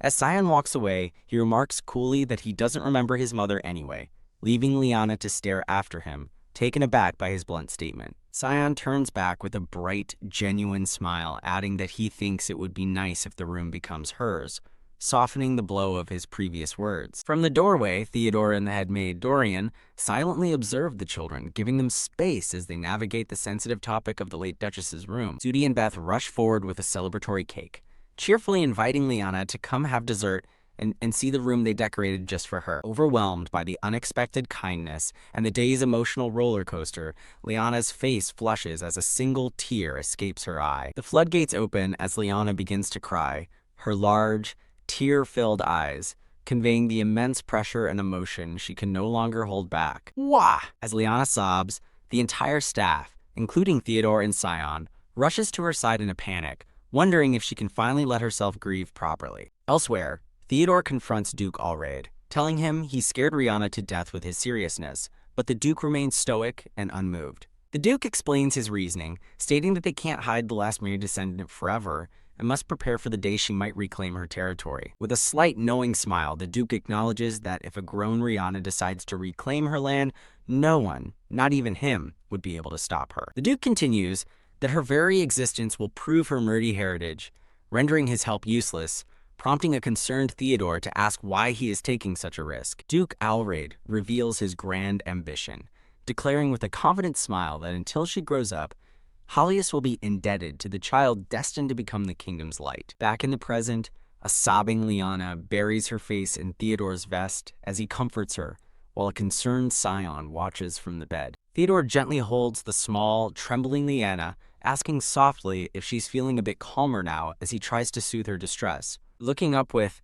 tear-streaked cheeks and quivering lips, Liana manages a small, shaky nod, confirming that she is feeling a little better. A flustered Theodore begs Liana to stop crying and gently scolds her for rubbing her eyes, warning her that they will get sore. As Theodore holds her hands away from her face, Liana internally fumes at her childish body for being unable to stop crying, while he promises a wet towel is on its way. Looking at her with a gentle yet firm expression, Theodore makes a solemn vow to Liana, promising he will definitely take her to Murdy on her 20th birthday. Liana gazes up at him, her red eyes wide, as she asks him to promise. And he confirms his vow with a resolute yes. The head maid, Dorian, arrives with a warm towel as promised, approaching the bed where Theodore holds Liana, and Sion sits watching quietly. While Dorian gently cleans her face, commenting that she looks like a ripe apple, Liana internally despairs, wondering if she'll even survive until her 20th birthday. Duke Allraid and another blue-haired nobleman enter the room, and the Duke immediately asks if Liana has calmed down, to which Dorian confirms she has. Startled by their sudden appearance, the Duke asks if they were eavesdropping before correcting himself to address Liana directly, stating he has something to tell her. Still being held, Liana looks up nervously at the Duke's serious expression and timidly responds, waiting for his important announcement. The Duke gravely informs her that after the official funeral for the Duke and Duchess of Murdy, Halas will host a grand banquet to welcome her. Leaning closer, Duke Allraid delivers a chilling command. At the banquet, she must smile brightly so that no one can ever suspect she is from Murdy. The weight of the command is too much, and as Theodore calls out her name in alarm, Liana's head droops, her body going limp. Overwhelmed by the unending emotional strain and the Duke's heavy expectations, Liana faints completely. A cute, stylized sequence shows a chibi Liana flopping over like a tired kitten, utterly exhausted by the day's events. Face down on a pillow, Liana understands the gravity of the Duke's order, realizing with grim certainty that saying no is not an option for her. Liana peeks over her pillow to see Duke Allraid and the other noblemen looking down at her, their stern presence reinforcing the seriousness of their command. With a determined pout, Liana lifts her head, her renewed resolve surprising the concerned onlookers, Theodore, Sion, and Dorian. Looking up with fiery determination in her eyes, Liana accepts her new role and daunting task, replying, "Yes, father," and vowing to herself that she will survive. As Theodore watches her with concern, Liana silently prays for strength, asking her deceased parents and Prabash to watch over her. A few days later, the scene shifts to a wide shot of the magnificent Halas fortress, covered in a blanket of pristine snow under a winter sky. Liana narrates that she has almost adapted to her new life, as Sudi cheerfully greets her good morning in her sunlit, opulent bedroom. Buried under her covers and clutching a doll, a very tired Liana mumbles that she's still sleepy, not yet ready to face the day. As Sudi comments on the beautiful morning, Liana, still hugging her doll tightly, greets her maid with a soft morning, Sudi. Liana internally reflects with a hint of resignation that she has already grown used to being treated like a helpless baby. Hugging her red-haired doll, Liana sweetly greets it with a childish mispronunciation, "Got moaning, Teddy." Now dressed in a simple white nightgown and bonnet, Liana crawls across her massive bed to get her beloved doll. As a cheerful Beth bursts in to ask what she will wear, Liana mentally prepares for the day, knowing she faces scarier and more difficult challenges than picking a dress. A metaphorical image shows a doll-like Liana being manipulated by the Duke's unseen hands, illustrating the complete control he now has over her life. As the maids overwhelm her with an exhaustive list of clothing options, Liana zones out, remembering simpler times and wishing they would just skip the details. Making a decisive choice, Liana points to a lovely yellow dress adorned with jewels, earning a cheerful yay from her delighted maids. With Liana dressed and held by Sudi, the three maids, Sudi, Beth, and Dorian, exchange warm good mornings, creating a moment of peaceful domesticity. Seated at a massive, empty dining table, Liana reflects on clearing another daily hurdle, but knows she cannot afford to relax just yet. With a fierce, determined expression that belies her small frame, Liana greets the room with a firm "good morning," readying herself for the next challenge. From the head of the table, Duke Allraid begins to prompt Liana, saying, "Lai, P," to which she internally thinks, "Got it, halfway there." Squeezing her eyes shut and clenching her fists, Liana struggles mightily to form the words, stammering out, "B-R-O, they are," while desperately pleading internally. Theodore sternly insists that Liana try again to say brother, prompting an internal, fiery outburst from the frustrated child who calls him a stubborn jerk. While a maid looks on, Liana continues her struggle to pronounce brother, as a concerned scion silently urges her on, thinking the word himself. Suddenly, a cheerful Theodore bursts into the room with a boisterous good morning, his bright energy startling everyone. In a flashback-style frame, Theodore playfully coaxes Rihanna to call him brother, while Scion watches from behind. Scion, growing impatient, first tries to change the subject by asking about breakfast before yelling at Liana to stop avoiding the task, frustrated that someone who can wield a sword struggles with a word. Scion inwardly wonders why Liana's sharp mind can't control her tongue, while a flustered Liana simply manages to eke out a quiet yes. Resigned, Liana internally decides she has one last option left, a method she had hoped to save for a more desperate time. With every ounce of her being, Liana scrunches her face in a monumental effort, glowing with the sheer strain of her attempt. Finally finding her voice, Liana unleashes a massive shout that echoes from the fortress, tattling to her father that her brother is bothering her. Well, that's one way to get the word out. The scene shifts to a grand, red-roofed building, suggesting a different, more formal location, like a royal palace or cathedral. In a sunlit courtyard, a hooded figure kneels before a blonde nobleman in a formal uniform, gravely reporting that the kingdom's flame has been extinguished. The nobleman, addressed as Your Highness, leans down to ask if revenge is sweet, and the kneeling figure confirms with satisfaction that nothing could be better. The Highness, however, expresses his disappointment, lamenting that they lost the chance to capture the princess, who was about a boy named Franz's age and could have been useful to the royal family. After a moment of silence from the blonde nobleman, the kneeling figure dismisses him, ordering him to leave and not return until summoned. As the blonde nobleman begins to walk away, the kneeling figure simply says, "Understood." The blonde nobleman pauses, casting a final, thoughtful glance over his shoulder before departing. Walking away down a vast, columned hall, the nobleman reflects on the future, thinking to himself that there is much work ahead. The scene transitions to a tranquil, sun-dappled garden archway, hinting at a hidden location.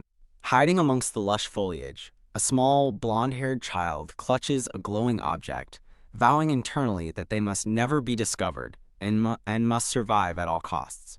Returning to the Halas estate, a smiling Dorian holds Liana and comments with amusement on how excited the boys are. As she carries Liana down the hall, Dorian offers comforting words, explaining that this is the first time the boys have had a little sister, and asking her not to be sad. Cradling Liana, Duke Alraid announces that he will join them for breakfast starting tomorrow, to which Liana reluctantly agrees in her thoughts. Liana mentally celebrates her small victory, realizing that while the Duke didn't come running, she still achieved an unexpected gain from her outburst. Liana recalls how Dorian's fierce, protective presence overwhelmed even the swordmaster as she loomed over the boys, demanding to know who was bullying her little girl. Overjoyed at the prospect of peaceful breakfasts, Liana internally declares Dorian the best, while a maid holding her fondly remarks that boys will be boys. Liana suddenly has a realization, thinking that Dorian was also present at the chaotic breakfast, which seems to surprise the head maid. As Duke Alraid appears in the doorway, Dorian politely asks if the master needs something. Duke Alraid approaches Dorian and the child, explaining that he has come to give something to Rihanna. He presents a dark, wrapped object to Liana, explaining that while it was acquired hastily and is crude, it's something she should have as she gazes at the mysterious gift.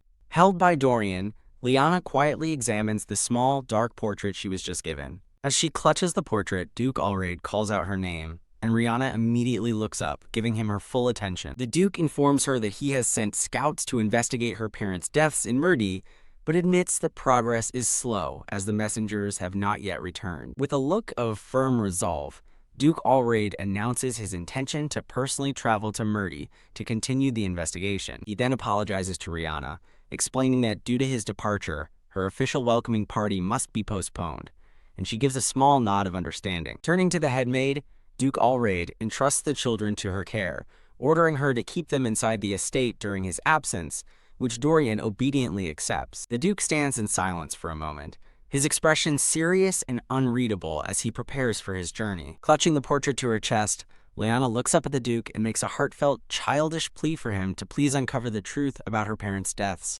Duke Allraid listens to her plea, his expression remaining grim and silent, offering no immediate response.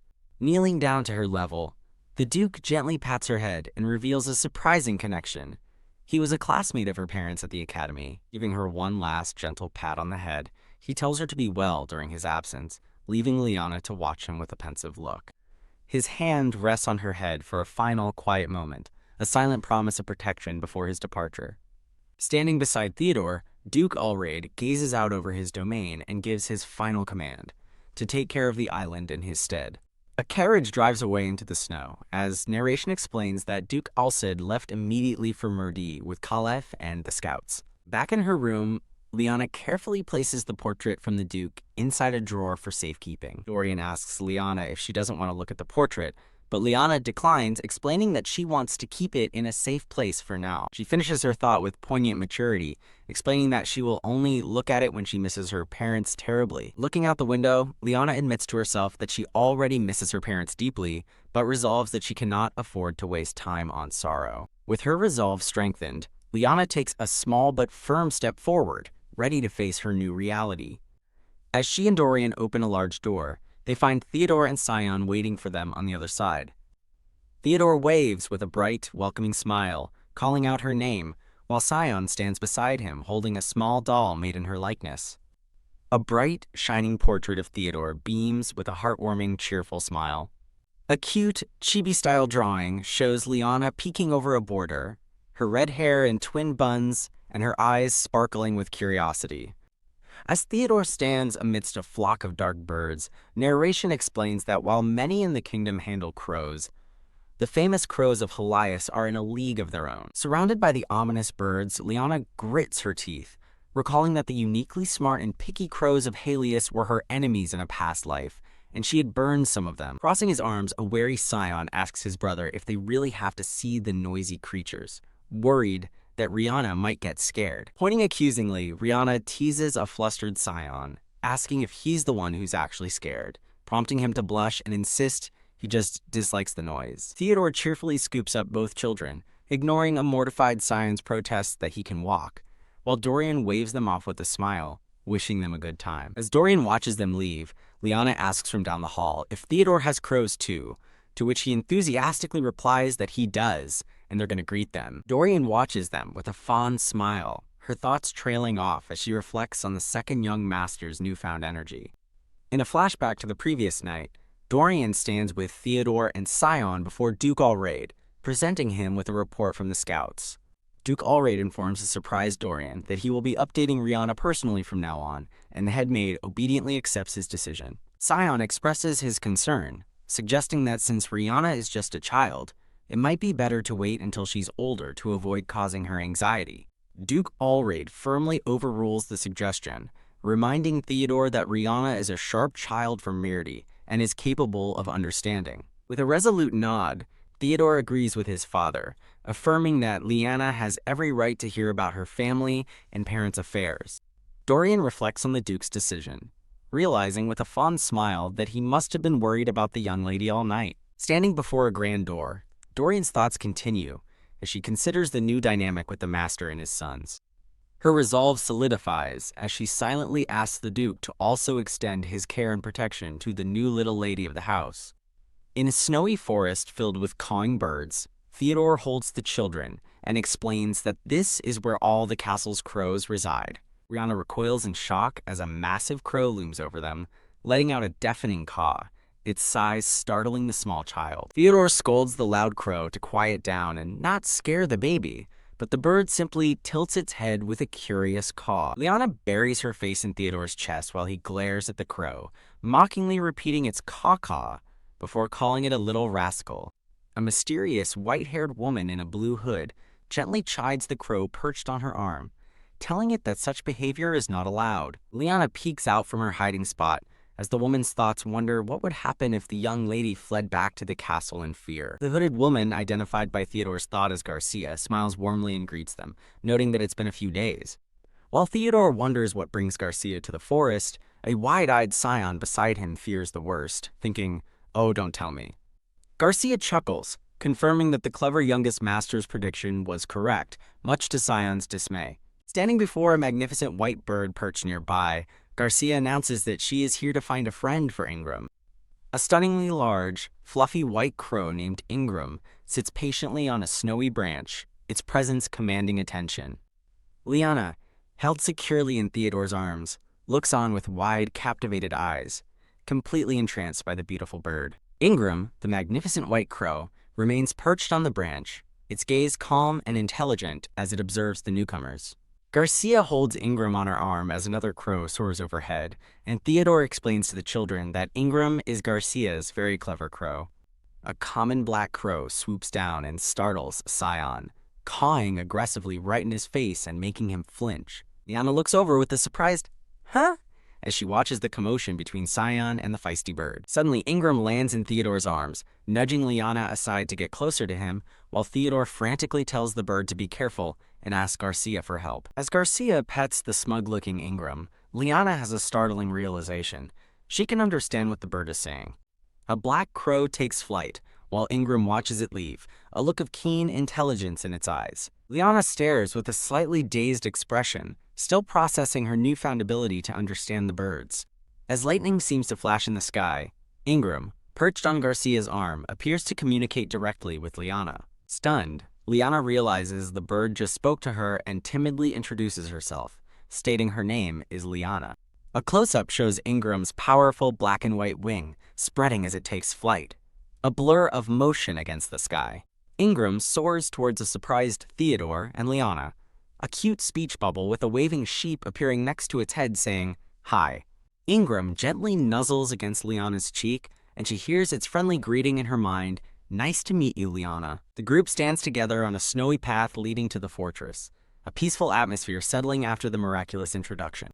Garcia wipes a tear from her eye, overcome with emotion as she remarks that she has lived long enough to witness such a wonderful day. Ingram affectionately nuzzles a flustered Theodore, while another bird pesters Sion, causing Garcia to marvel at this miracle, as Liana wonders what sort of chaos has just entered her life. Dorian's voice asks if she has named the worry doll, and a cheerful Liana replies that she has, deciding to call her Cece.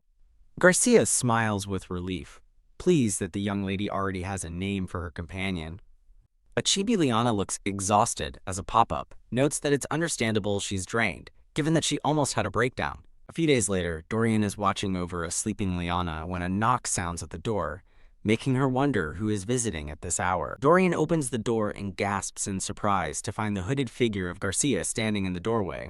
A surprised Dorian asks Garcia what brings her to the room so late, and Garcia explains with a friendly smile that she has a gift for the young lady and asks to come inside. Dorian agrees to let her in as long as Liana isn't too sleepy, then gently wakes the child to announce Garcia's visit, prompting a groggy Liana to ask who Garcia is. Garcia presents a red-haired doll to Liana, telling her she brought a gift. Cradling the new doll, Liana looks up with her wide, red eyes and asks if it is a worry doll. Garcia confirms that the doll will take on Liana's worries, her kind face reflected in the young girl's large, curious eye.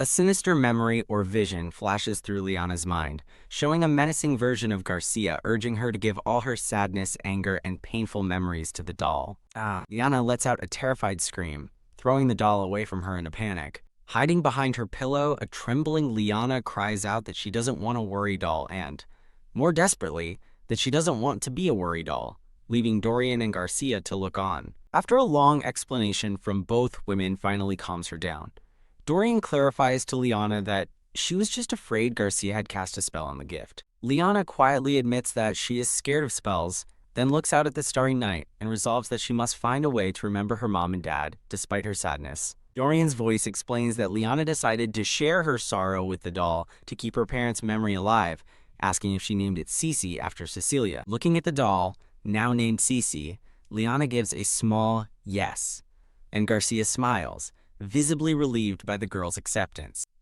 A bright-eyed and cheerful Liana beams, surrounded by yellow and white flowers. In a cute chibi moment, Theodore's voice teases Sion for being startled by a crow, while an annoyed Liana and a flustered Sion argue. Liana points accusingly, reminding a mortified Sion that he was the one hiding behind Theodore. A fiery, Chibi Liana yells that Sion is just a little thing, provoking his anger. Sion furiously declares that he's going to get bigger and learn swordsmanship so crows will be nothing to him, but Liana questions his choice, thinking to herself that the sword isn't his path. A Chibi Sion turns to his older brother Theodore and asks, "Huh?" Theodore explains that their father plans to get Sion a swordsmanship teacher next year and mentions that their brother Calipe is also present. As a vision of a stern, older man appears, narration explains that Calipe is busy and Sion must wait for the right time to learn, which Sion acknowledges with a thought. With stars in his eyes, a delighted Sion exclaims that his brother's idea sounds great. Sion excitedly announces that their father gave him a sword in advance, the same one his brothers used at his age.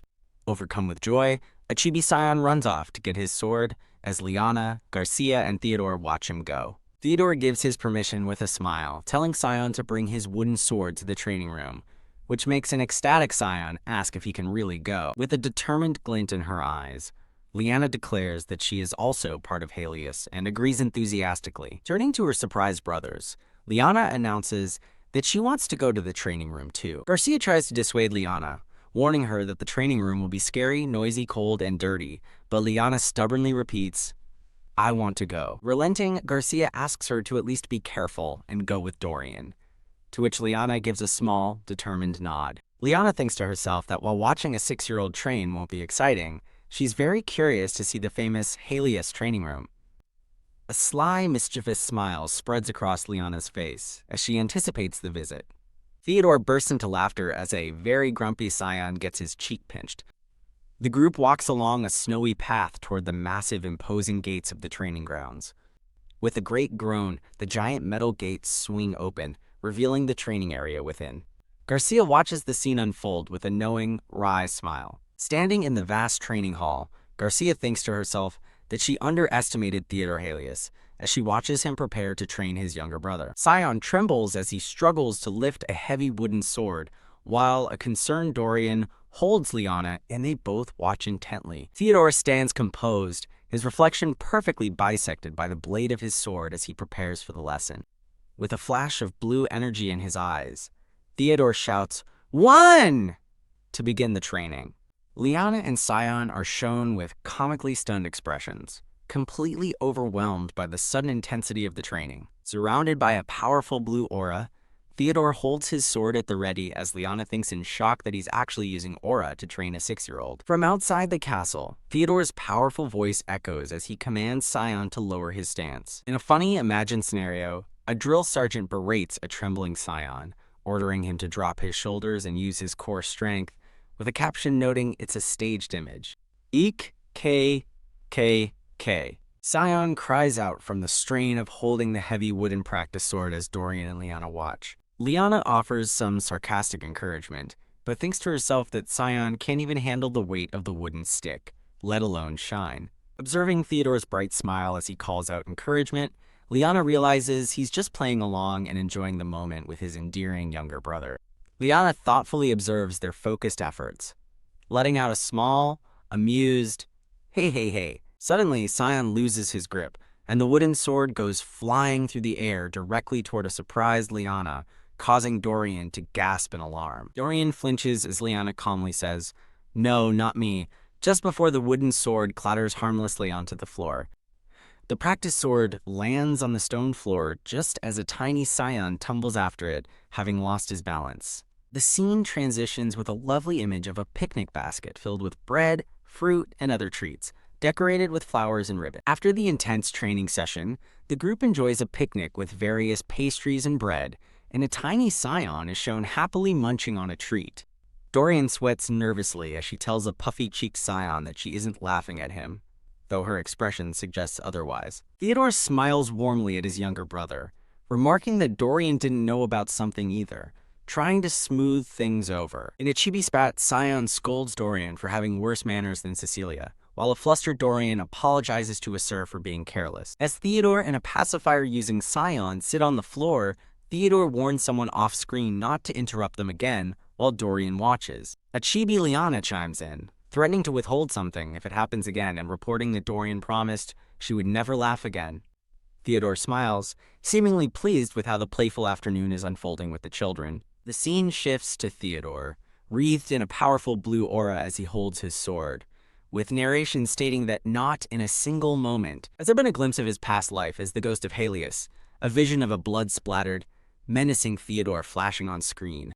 The chibi Liana recalls her initial impression of Theodore, thinking he was a heartless, cold-blooded man she feared she wouldn't survive being around. Snapping back to the present, Theodore notices Liana's strange look and asks if she's choking, causing her to jump in surprise. A determined chibi Liana mentally scolds herself, insisting that her second brother is a pure-hearted young man and that she shouldn't think such dark thoughts. With her large red eyes gleaming, Liana announces that, more importantly, she has something to say. Theodore looks confused as Liana asks him if Sion's sword is too heavy, suggesting they practice with something else instead. An indignant Sion loudly protests, outraged at the suggestion that he should learn swordsmanship with a stick instead of a proper sword. Theodore brightens with an idea, suggesting that since Sion is smaller for his age than Theodore was, a standard wooden sword simply doesn't suit him. Liana thinks to herself that this is all happening because it's what she did in her past life, hinting at a hidden expertise. A flashback reveals a younger, red-haired Liana from her past life being relentlessly trained with branches by a man named Adipa. Liana's thoughts grow somber as she reflects that Oedipa wouldn't have given up, and the current peace feels unsettlingly fragile. Nibbling thoughtfully on a piece of bread, Liana contemplates the situation and her unease about the future. As Theodore explains the new training plan, a sulking Sion realizes with dismay that he's the only one being asked to wield a branch while his brothers get swords. Dorian offers a kind smile, reassuring the dejected Sion that he shouldn't worry and will grow up quickly. Theodore cheerfully drapes his arm around the pouting Sion, trying to lift his spirits with brotherly affection. Surrounded by cute bunny illustrations, a voice asks Liana a question, seeking her agreement on the matter. Sion looks down, appearing utterly dejected and sulky about the prospect of training with a branch. Liana recalls Sion's future. He will abandon the sword to become a scholar, compiling a swordsmanship encyclopedia, an endeavor she privately considered pointless. A mischievous and knowing smile spreads across Liana's face as she forms a new plan based on her memories. With renewed determination, Liana declares that she has no intention of reliving her past life and excitedly decides she will learn to fight too. Liana sweetly asks a surprised and blushing Sion to take good care of her, presenting herself as his new training partner. The scene shifts to the fortress gates, where birds chirp and a voice promises something will definitely happen. A bright, sunny day illuminates the Grand Halas fortress, setting a peaceful scene before the training continues. Suddenly, a terrified Liana, dressed in a pink hooded coat, lets out a piercing scream. As Theodore encourages him to focus, Sion struggles with his training stick, panicked by a bug buzzing around his head and screaming that it's impossible. Liana watches Sion's comical struggle with the insect and thinks to herself that becoming a swordmaster is completely out of the question for him. The truth is revealed as Liana is shown holding a string attached to the bug, having orchestrated the entire chaotic interruption. A close-up reveals Liana's determined and mischievous expression as she manipulates the bug to pester her brother. Dorian and Sion are startled as the bug, guided by Liana, suddenly flies past them, creating more chaos. An infuriated Sion yells Liana's name, realizing her involvement, while a guilty-looking Liana thinks to herself that she's messed up. Dorian exclaims that Liana lost her footing as the girl falls face first, accidentally squashing the bug, prompting Theodore to laugh at the unlucky interpretation. With a shadow cast over her face, Liana resolves to gather her strength, declaring her intent to support Sion's foundation. To gather strength, a determined chibi Liana takes a massive, comical bite of food, readying herself for what's next. Sion, now holding a different training tool, looks over in alarm at Liana's antics and asks why she's acting so scared. Theodore calmly steps in, telling Sion it's just a cockroach and that he'll handle it, while Liana wails dramatically in the background. Smiling fondly, Theodore praises Liana for being a mature younger sister, even as she continues her dramatic, tearful performance. The peaceful moment is interrupted as a panting, brown-haired man in armor rushes toward Theodore with an urgent message. The armored man whispers a report from the sentries into Theodore's ear, his expression turning serious as Liana is left speechless. A teary-eyed Liana watches the exchange with concern, wondering what could be happening to cause such a sudden shift in atmosphere. Theodore kneels down, patting both children on the head as he apologizes, and explains that he needs to go handle something quickly. A worried Scion asks about his training, but Theodore distracts him by explaining that a wicked villain is approaching the castle on horseback. As a horse-drawn carriage approaches the castle's massive gates, Theodore's voiceover explains that this villain will only be staying for a single day. A flustered Theodore forces a smile, sweating nervously as the unexpected and unwelcome guest approaches the castle, putting his plans in jeopardy. The scene shifts to the side of a grand carriage, a red banner bearing a golden tree crest fluttering in the wind, signaling the arrival of a high-ranking visitor. A stern-faced messenger in a red uniform roars from atop his horse, officially announcing the arrival of a messenger sent by His Majesty the Emperor. In her cute hooded coat, a chibi Liana looks on in utter shock as the messenger's voice booms, demanding that Halas come out promptly to avoid being seen as rebellious. The shocking announcement echoes in Liana's mind as she processes the sudden and grave news. A messenger from the royal court is here. The scene transitions to the imposing silhouette of Murdy's castle, against a fiery, dramatic sky, hinting at a past tragedy. Caw birds circle over the desolate, crumbling ramparts of the castle at dawn, a silent testament to the ruin that befell the estate. Standing beside his more regal, blue-haired father, Theodore looks on somberly, remarking that the situation is unfortunate, while his father remains silent and stern. The stern, blue-haired man, identified as Duke Halas, narrows his eyes with cold intensity as a voice off-screen nervously welcomes his arrival. A man with his hair tied back apologizes to Duke Halas and Theodore for the late greeting, explaining they arrived a day earlier than expected, but the Duke coolly replies that a favorable wind aided their journey. Duke Halas observes that the damage is greater than anticipated and offers supplies for restoration, causing the local lord to burst into joyful tears, profusely thanking them for their generosity. The local lord apologizes for the disorganized state of the residents, offering to arrange for them to stay at the more accommodating Lucretia Palace and gesturing for them to follow. As they walk, Theodore inquires if the funeral for Duke Murdy and his wife was held properly, and the Lord confirms that the people mourned them deeply. The Lord describes the sorrowful time following the deaths, explaining that people are fleeing Mertiety, believing the land is cursed after the death of the family's only blood relative, the princess. Theodore confirms that the secret of Liana's survival is safe, and then coolly asks the distraught Lord about the progress of the investigation into the incident. The Lord reports that the fire left nothing to investigate, as the building and remains were reduced to ashes, though they did find presumed bone dust, which they used for the funeral, while Theodore thinks to himself if they are unaware of the flames of Murdy. Duke Halas questions if the discovered remains could have belonged to a servant, but the Lord nervously dismisses the idea, stating it's unlikely a servant would be on the upper floors late at night. With a grim expression, Theodore asks how many servants survived the incident, and the Lord explains that while some lived, they remained tight-lipped out of guilt for having fled. Decisively, Duke Halas requests to be taken to the memorial hall, and the Lord and his guards quickly agree to guide them. The scene shifts to a quiet room where Theodore sits alone at his desk, his hands steepled as he contemplates the grave situation in silence. A formal summons on a scroll reveals an urgent matter: a request for a prompt audience with the royal court to discuss the recent tragic incident in Murdy. Theodore closes his eyes with a pained expression, thinking he should have gone to Murdy himself and left someone named Calippe behind instead. The scene briefly dissolves into static, marking a tense transition in thought or time. An older chamberlain informs Theodore that since the Emperor has ordered Duke Halas to accompany him, other matters must wait, and that he will inform the Duke's people to send someone to the palace. Pressing the matter, the Chamberlain warns that the Emperor will be greatly displeased if Theodore doesn't comply, prompting a nervous laugh from Theodore, who thinks grimly that his retribution has finally come. In a flashback, Theodore fails to convince his dismissive father, Duke Halas, to attend royal functions, while the Chamberlain worries that they must reflect on their duties to the crown. Back in the present, Theodore leans back, realizing that with Liana's presence, delaying is risky, and that he and his father might barely make it to Murdy in time. He worries about the 3-year-old Liana, lamenting that the only available guest room is too close to hers, and that he can't simply kill the Chamberlain to maintain secrecy. Theodore looks up at an ornate chandelier, feeling overwhelmed as he realizes he cannot simply hide Liana in the servant quarters, and that dealing with such complicated matters isn't his strength. Knock, knock.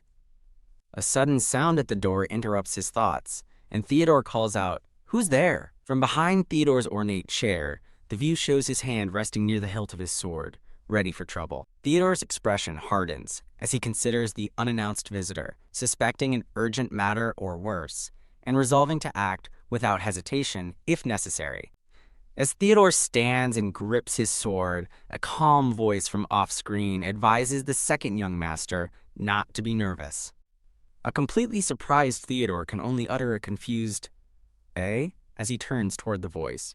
The visitor is revealed to be Garcia, an elderly woman in a blue hooded robe, who smiles warmly and greets the young master, whom he recognizes by name. Theodore approaches Garcia, asking what brings her here after so long, and she explains that she came to help, having heard about the arrival of a royal guest. A relieved Theodore thinks that Garcia seems to know everything, even his most private thoughts, while Garcia simply smiles and says she only knows what she knows. Seeking counsel, Theodore asks Garcia what she thinks should be done about their difficult predicament, and she readily agrees with his assessment of the situation. Garcia thoughtfully speculates that Theodore's eldest brother would have been able to discern the royals' intentions and skillfully persuade them to leave. Garcia clarifies their roles, stating that, unlike politicians, she and Theodore are protectors of strength and can only assist where their skills lie, with a shot of his sword emphasizing her point. Surrounded by cute animal doodles, Theodore asks if killing the guests is an option,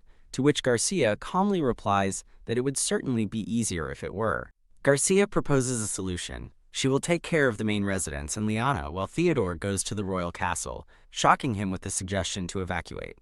Garcia reassures the worried Theodore, stating that the young lady has been safe in the castle for a long time and will be fine regardless of any complications. Theodore's tense expression softens into a smile as he admits that he feels reassured now that Garcia has a plan. Despite his relief, Theodore winces, thinking with dread that his father will be extremely angry, while a sparkly Garcia looks on with a serene, knowing smile. Garcia sagely advises that everyone grows up from being scolded, but Theodore slyly asks if she's not planning on getting scolded alongside him. Stretching with renewed energy, Theodore cheerfully declares that he has no better solution, and, with no time to waste, he will follow her plan. Against the backdrop of the snowy castle at night, Theodore promises Garcia he'll be back quickly, and she bids him a safe journey. The Grand Halas fortress stands majestically under a starry, snowy sky, a beacon of power and secrets. A stately carriage drawn by 4 black horses clatters across a cobblestone courtyard, carrying Theodore away from the fortress on his urgent mission. A tiny red-haired Liana peeks out from behind a large curtain, mishearing the clatter of a departing carriage as a question. Leafing? A gray-haired maid holds Liana, cautioning her to be careful as someone might be leaving. Later, the maid, identified as Dorian, and Liana spend a sleepless, silent night together in the ornate room. Still held by Dorian, Liana's narration explains their anxiety. With royal guests on the same floor, they couldn't move for fear of making a sound, relieved they weren't being actively sought. A trembling chibi Liana clasps her hands together, desperately hoping that the royal entourage has already departed. Knock, knock.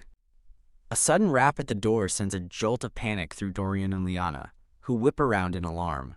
As Liana buries her face in Dorian's dress, a calm voice from the other side of the door identifies herself as Susie, here to see the nanny and the young lady. Creak. The door opens and a maid in a white, ruffled dress steps quietly into the room. The brown-haired maid, Susie, explains that she has a letter from Theodore for the young lady, prompting a curious Liana to wonder, letter? With a cute sticker of Theodore on her head, Liana clutches the letter, as Susie kindly offers to read it for her. Theodore's letter explains his sudden departure was due to a royal summons, and assures Liana that Garcia, who is very strong, is now in charge of the castle's safety.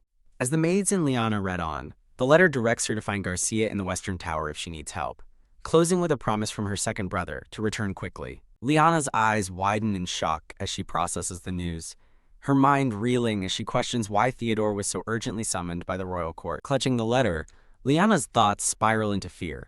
With only children left in the castle, she worries she'll be helpless if Adipa tries to kidnap her again, suspecting the royal court is manipulating events. As Liana trembles, Dorian tries to soothe her by explaining that the important Halas family is often summoned by the court, prompting Liana to reassure herself that Garcia is also there to protect them. Screech! The sudden, loud creak of a door swinging open interrupts the moment. Startled, the 2 maids clutch Liana protectively, demanding to know who the unexpected visitor is. A maid with her brown hair in a neat bun stands silently in the doorway, her back to them. The visitor is revealed to be a blue-haired boy, who peeks inside and announces that he's come to deliver news about his brother. A tearful Liana looks up in utter confusion, barely managing to voice her surprise. It's Sion, who peeks around the doorframe and asks if he can come in, prompting a surprised Liana to call out his name. The scene shifts as a maid throws open the curtains, letting in the light of a new day. Sion explains the situation to Liana. The Chamberlain came to summon their father, but since he's in Murdy, Theodore went to the royal court in his stead to avoid keeping the guest waiting. Liana is momentarily relieved that they no longer have to hide, but then clenches her fist in frustration, realizing Theodore's rash decision was made to protect her and calling him a fool. Her thoughts darken as she considers the greater danger of revealing her existence to the Chamberlain, all while the mysterious Adipa targets the now vulnerable castle. A dark vision shows a black-haired man, Edipa, being controlled like a puppet by a demonic entity, with the narration noting that with Halas nearly empty, nothing can stop him. Liana worries that since Garcia isn't a hypnotist, he might be unaware of the true, manipulated threat approaching them.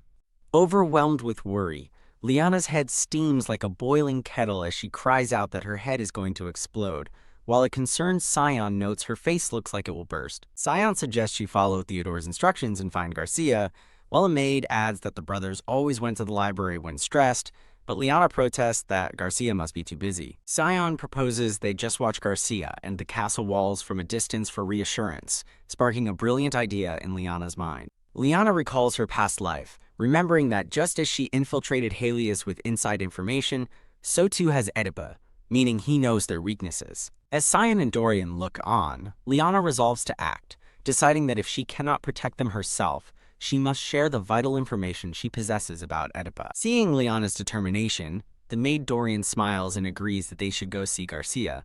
Dorian sets a condition. They must return immediately if Garcia is busy, which Sion agrees to, while Liana playfully challenges Dorian for implying she isn't mature. As Sion cheekily agrees with Dorian, their conversation is interrupted by the maid Susie, who arrives with a tray of treats. Susie cheerfully presents a special snack for the sleepless children, and both Liana and Sion gasp, their eyes sparkling with delight at the sight of the food. A beautiful spread of milk pudding with caramel and cherries is revealed, causing both children to stare, captivated and drooling. Liana struggles internally, knowing it's not the time for snacks, but unable to resist the delicious treats, stammering that she needs to go see Garcia. Susie urges her to eat for strength, while Liana pipes up that even their brilliant eldest brother, Calipe, never skips his milk pudding. The mention of Calipe conjures an image of the stern, blue-haired young master, who glares menacingly while enjoying his pudding, as Liana thinks he looks fearsome and Sion marvels at his giant spoon. A spoonful of pudding is offered to Liana, who decides that if even the stoic Calipe indulges, there's no reason for her to resist. As Dorian feeds her, Liana reflects on her past life, where she survived on nothing but relentless training and grit. With newfound determination, Liana eats her pudding while mentally challenging her foe. "Come at me if you dare," Adipa title. Now literally ablaze with fighting spirit, Liana fiercely demands another bite, much to the alarm of the maids around her. Through a snowy window, unseen voices praise the brave young lady, humorously asking if she's eating pudding or fighting a war. A lone, hooded figure, Garcia, stands on a snowy precipice, silently watching over the distant Halas fortress. The scene transitions ominously, filled with the dark silhouettes of crows flying against a blood-red sky. A close-up reveals the grim, determined face of the masked and hooded Adipa, who remains silent as he gazes forward. A dark, grainy texture fills the screen, marking a tense and foreboding passage of time. Tedesque. In a stark, snowy forest, a brilliant spear of light suddenly strikes the ground, piercing through the mist with a sharp sound.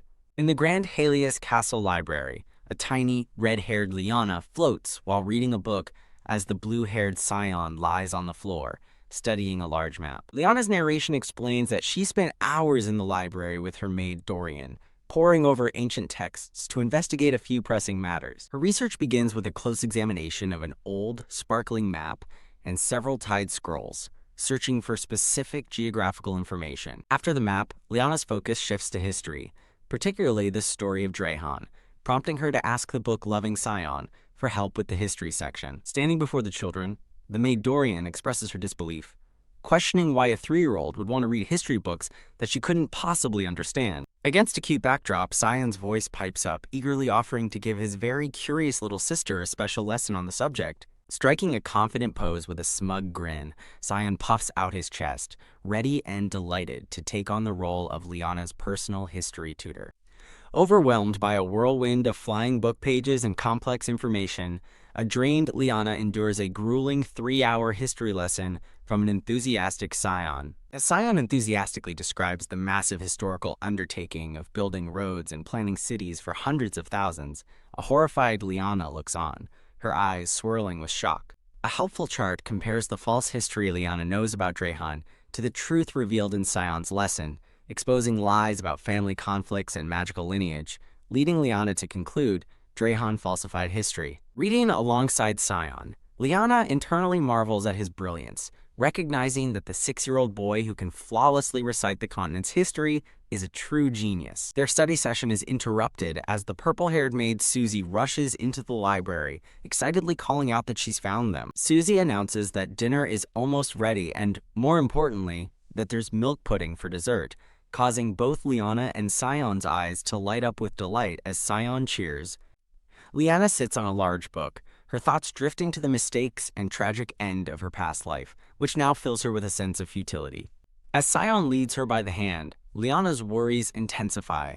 She feels the situation is unstable and lacks the confidence to confront the imminent danger she knows is coming. Startled by a voice calling her name, Liana turns with a determined pout, her red eyes showing a flash of defiance. The purple-haired maid Susie looks at Liana with concern, asking why she hasn't eaten anything all day. Beaming with delight, Liana enthusiastically agrees that eating sounds like a great idea as the maid scoops her into a happy hug. The scene transitions, showing a glimpse of elegant yellow flowers and a golden candelabra in a beautifully decorated room. As they walk down a grand hall, Susie praises Sion for being a model for his age, prompting a slightly pouty Liana to ask Dorian for her own praise. The view pans across a magnificent and empty blue hall within the Halas castle, its ornate pillars and grand chandelier sparkling silently. A powerful bolt of crackling white energy strikes down from the sky, illuminating the fortress walls and the guards standing watch.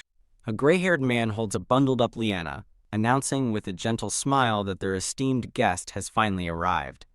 Liana's eyes widen in wonder as she gazes up at a brilliant full moon, a sense of awe washing over her. A serene, hooded figure with long, light-colored hair greets her warmly, explaining that they have been waiting with the stars for the young lady. The scene shifts to a grim view of a damaged, crumbling fortress under a dark, misty sky, suggesting a past or future battle. A pair of dark boots takes a firm step on the stone ground, signaling a resolute arrival. The stern, blue-haired Calipe reports to his father that their reconnaissance crows have not returned, suggesting something is interfering and asking if they should send reinforcements. As the Halas knights stand ready, a large black crow lands on the arm of the blue-haired Grand Duke, who stands beside his son. The Grand Duke looks at the crow on his arm and calmly states that further reconnaissance will not be necessary. Looking grimly determined, the Grand Duke orders his men to follow the crows to collect the remains, officially concluding their investigation. With the crow perched on his arm against a backdrop of divine light, the Grand Duke announces their plan to return to Halas the next morning. Liana gazes at the moon in awe, listening as the hooded Garcia welcomes her, saying she and the stars have been waiting. Out in the snow, Liana explains her fears to Garcia, framing her knowledge of the dangerous Oedipa as if it were just a terrible nightmare she had. Liana expresses her surprise, narrating that even though she presented her warning as a simple child's nightmare, Garcia listened to her with serious attention. Looking at the back of Liana's pink hood, Garcia listens intently, though Liana admits she is unsure how much of her story the wise woman actually believed. With a thoughtful hand to her chin, Garcia summarizes Liana's fears, confirming that she is afraid of a man named Oedipa. Seated opposite Liana under a breathtaking celestial sky, Garcia calmly continues, acknowledging Liana's fear that Oedipa might return to take her away again. Garcia leans in with a knowing look, reminding the young lady that she practices the art of astrology. Liana confirms she remembers, and Garcia smiles, inviting her to gaze at the stars together to find some answers. Pointing towards the heavens, Garcia directs Liana's attention to the single biggest and highest star in the night sky, and Liana looks up with wonder. The narration reveals Garcia's lesson. The biggest and brightest star at the very top of the sky represents the Grand Duke. Garcia points out a celestial eagle constellation, identifying the stars on its wings as Lord Calipe and Lord Theodore, the star below as Lord Sion, before Liana asks about the lone red star. Liana stares at the sky, a soft look of understanding on her face as she realizes that the red star represents her. Garcia smiles warmly, praising Liana for her cleverness in understanding the meaning of the stars so quickly. Garcia explains that Liana's star was once small and dim, almost like dust, and she feared it would vanish, but this unexpected guest has only grown brighter. Pointing with a delicate finger, Garcia shows Liana that her star, once faint, has now grown to shine as brightly as Lord Sion's. Liana's eyes widen, filled with awe and emotion as she processes the profound meaning behind Garcia's celestial lesson. Garcia points to a small star at the edge of the Eagle constellation, revealing a promise it holds. As long as even one small star shines, no one can ever harm a child of Halas. A vision shows the Halas family members standing protectively around Liana's essence on a celestial sigil, as Garcia's voice speaks of a time when His Excellency protected my children, leaving Liana to wonder, Garcia's children? Garcia looks away with sorrowful, closed eyes, explaining that her children had short lives and passed away before she did. A flashback shows the Grand Duke realizing that two of his blue-haired soldiers who died were Garcia's sons, as he grimly recalls his vow to never allow his men to become mere fodder. A grainy texture marks a somber transition, lingering on the weight of past sorrows. Garcia's expression shifts to a tearful but resolute smile, her eyes filled with a fierce, determined light as she looks ahead. With a gentle smile, Garcia states that her only dream is to live long enough to repay the kindness she was shown. Hoisting Liana into her arms, Garcia continues her thought, her voice filled with purpose. Surrounded by a celestial aura, Garcia holds Liana close, vowing that as long as she lives, her astrological readings will ensure the child's protection. As Garcia adjusts her hold, Liana looks up with wide, blushing eyes, feeling a sense of comfort and security. Liana points to the sky, having spotted another red star, and a tiny, cartoonish Garcia praises her for finding the hard-to-see celestial body. Holding Liana, Garcia clarifies that the red light isn't a star, but the lingering shadow of a great star that once shone there, the star of Lady Cecilia, Liana's mother. Liana's eyes fill with emotion as she murmurs, "Mom's star, shadow," realizing that Garcia had simply tried to comfort her by treating her fears of Oedipa as a child's bad dream. Overwhelmed by the long night, Liana's eyelids grow heavy as she thinks to herself, "I'm sleepy." Garcia smiles warmly at the drowsy child in her arms, chuckling softly and noting that it's well past her bedtime. Her expression turning serious, Garcia continues her lesson, revealing a prophecy that when the great stars align in an unshifted triangle, gazing out at the starlit horizon, Garcia finishes her prediction, promising that the land will finally be safe and that this day isn't far. Addressing Liana as Princess Murdy, the scene shifts to a peaceful morning, with bright sunlight streaming through a window, illuminating a cozy room and snowy mountains outside. A tiny Liana peeks out from beneath her warm blankets, her red eyes blinking sleepily in the morning light. With a big yawn, Liana wakes up in her bed, as the narration confirms that the morning arrived safely and peacefully. Still half asleep, Liana gently pats her red-haired doll, wishing her a good morning. Dorian enters the room, surprised to find Liana already awake, and the little girl tiredly returns the morning greeting. Dorian beams, cheerfully announcing that it's nearly lunchtime and asking the young lady if she is hungry yet. Liana sleepily denies being hungry, but a loud grumble from her stomach betrays her, causing Dorian to giggle at her honest tummy. As Dorian brings in a tray of food, she gently chides Liana for sleeping in so late, offering her a simple meal to start the day. Dorian relays a message from Garcia, who has asked to borrow Liana's doll, Cece, for a moment, leaving Liana confused. Dorian explains that Garcia wishes to cast a protection spell on Cece, but only with Liana's permission. Liana's eyes widen at the mention of a spell, and she privately wonders why Garcia didn't just cast it while she was asleep. Liana realizes Garcia is being considerate of her fear of spells, just as Dorian presents the appetizer, a warm bowl of broccoli soup. Liana eagerly opens her mouth as Dorian brings a spoonful of soup to her lips. Cheeks puffed out, Liana contentedly enjoys the warm soup, looking pleased. Liana happily declares the soup is fine, and Dorian encourages her to finish eating so they can take Cece to Garcia. A wave of relief washes over Liana as she reflects that all the fears and worries from the previous night now feel distant and unreal. Looking out her window at the peaceful snowy landscape, Liana hopes that if these quiet days continue, her anxieties will fade away completely. Suddenly, Liana's eyes fly wide open, a sense of shock or dread filling them as a premonition strikes. The scene shifts to a desolate mountain pass at dawn, as the narration warns that peace shatters the moment a spark aimed at another's life begins to burn. In the snow, a lingering trace of magic glows, as an unseen voice notes that the, quote, swordmaster boy is nowhere to be found. The sinister, hooded figure of Oedipa stands resolute against the mountainous backdrop, his dark presence signaling imminent danger. A grand carriage drawn by 4 black horses arrives at the Halas estate, where servants await, while a white messenger bird circles above. The blue-haired Grand Duke steps out of his carriage and is immediately greeted by his eldest son, Calipe, who formally welcomes him back. The Grand Duke mentions he will only rest briefly, but Calipe informs him that Kai, the messenger bird, has been waiting with an urgent report since the afternoon. A large white eagle named Kai lands on the Grand Duke's arm, and he asks for the news, learning from Calipe that its persistence suggests a matter of great importance. Kai, the majestic white eagle, sits patiently on the Grand Duke's gloved arm, awaiting his master's command. The Grand Duke's expression grows serious as he notices the colored string on the letter attached to Kai's leg, a clear sign of an urgent message. After reading the note, the Grand Duke's hand clenches, furiously crushing the parchment as the grave news sinks in. With newfound urgency, the Grand Duke pivots, ordering an immediate departure and shocking Calipe, who stammers in confusion.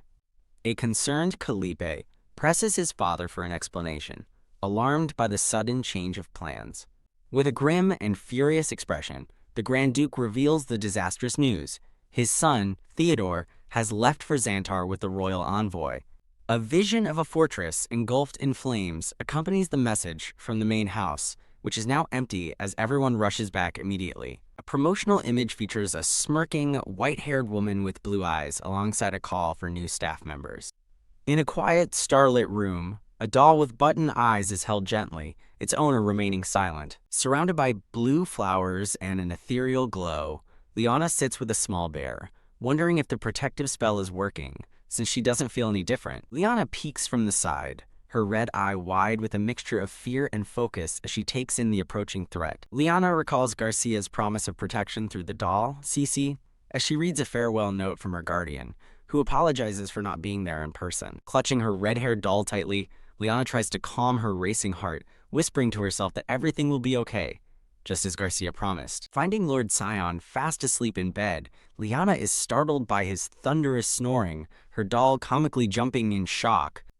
A small, flustered Liana can't believe how loudly the young boy is snoring, admitting to herself that the sudden noise genuinely scared her. Liana tries to wake the sleeping Scion, pointing out that it's already nighttime, and begins to worry when she realizes their maid, Dorian, still hasn't arrived. Scion wakes with a start, surprised to find it's already night, while Liana reminds him that he fell asleep when they were supposed to be reading a book together. Scion teases Liana about napping too long, but the playful moment is shattered as a menacing aura suddenly fills the room, putting both children on high alert. Boom! The room shakes violently as Dorian rushes in, yelling for the young lady and master, while Scion grabs Liana, fearing it's an earthquake. Dorian stumbles and falls to the ground, and a panicked Scion cries out her name, asking what's happening. Holding Liana's doll, Cece, a resolute Dorian gets to her feet, explaining that she doesn't know the details, but a signal has been given to hide in the West Tower. Dorian asks Scion if he can be brave and follow her, and the boy, swallowing his fear, stands tall and agrees, asking where they need to go. As Dorian leads him away, she reveals a secret passage to the basement, and Scion expresses his faith in Garcia's protective shield to keep them safe from the intruders. Clutching the doll, Dorian flinches and trembles, her brave facade cracking for a moment as the reality of their danger sets in. Being carried through the chaos, Liana feels dizzy and disoriented. unable to think straight as she trembles uncontrollably. The frantic escape blurs into a dark, confusing rush of movement, the sound of hurried footsteps echoing around them. Liana watches in horror as a vision of Oedipa and his forces appears before a burning castle, realizing with dread that with her family away, no one is left to stop him. She feels a strange, unfamiliar fear, so different from the cold resolve of her past life's dangerous missions. Overwhelmed by a terror she's never known before, Liana finds she can't stop her body from trembling. Dorian holds Liana protectively, while Sion stands close, trying to get the young lady's attention and ground her in the present moment. Dorian offers a comforting smile, and after a moment of dazed silence, Liana weakly acknowledges her. Pointing to a single pink star glowing brightly in the night sky, Dorian reminds Liana of Garcia's presence, assuring her that their guardian is steadfastly protecting the castle. With a kind and reassuring expression, Dorian promises the frightened Liana that everything will be all right and no one can harm her. Sion bravely declares that even with his father and brothers gone, he is here to protect her, prompting a touched Dorian to praise his courage. Liana looks up at Sion, her eyes welling with tears, deeply moved by his heartfelt promise to keep her safe. Hugging her doll, Liana strengthens her resolve, telling herself that this time will be different from her tragic past. Gazing ahead with tear-filled but determined eyes, Liana makes a powerful vow to protect her new life and family at all costs. Dorian announces it's time to go to Garcia and begins to run, with Sion cheering her on as Liana playfully complains that she's moving too fast. On the castle ramparts, Garcia stands beneath a swirling pillar of cosmic energy, her form silhouetted against the night sky as she channels immense power. Garcia's green eyes glow with intense focus, channeling the raw magic needed for her powerful defensive spell. As a great hexagonal shield of blue magic manifests, Garcia's voice echoes with power, speaking of the ever-watchful guardian of the North Wall. Standing defiantly against the encroaching darkness, Garcia scoffs at the attackers, dismissing them as foolish ants rushing blindly toward their own demise. Garcia declares that the invaders have made a grave miscalculation, for they are attacking not just Helios, but the entire northern border of Xantar and its allied magic towers. Surveying the disorganized rabble of mercenaries attacking the castle, Garcia seems unimpressed by their numbers. Gripping her staff, Garcia internally notes that while she is unsure of the mercenaries' motives for attacking, with a fierce glint in her eye, Garcia finishes her thought with grim certainty. They will live to regret their foolish decision. Crackle Garcia unleashes a massive blast of blue energy, intercepting a dark magical assault as it hurtles toward the castle wall. Flash Garcia looks up in horror, her face a mask of disbelief, as the northern defense wall suddenly shatters before her eyes. As monstrous shadows begin to pour through the breached wall, a panicked Garcia realizes this will allow monsters to invade the kingdom, and wonders what kind of reckless person would orchestrate such a disaster. Straining against the immense pressure, Garcia desperately tries to hold the barrier, shouting a warning to the magic towers that the enemy is actively trying to break their defenses. From a dark, snowy clearing, the hooded Oedipa watches the chaos unfold, confirming with satisfaction that everything is proceeding exactly as planned. Oedipa orders his subordinate to prepare to enter the castle, delegating command as the masked figure kneels and accepts the order. The scene shifts to the quiet, torchlit interior of a stone tower, its winding staircase spiraling upwards into the darkness. At the base of the tower, Dorian and the children are met by a knight in silver armor who asks if the nanny has arrived safely. The knight offers to take charge of the children, but Dorian smiles warmly, insisting she can easily handle her two angels. The knight smiles, a friendly scar visible on his cheek as he formally introduces himself to Lord Sion and Princess Liana.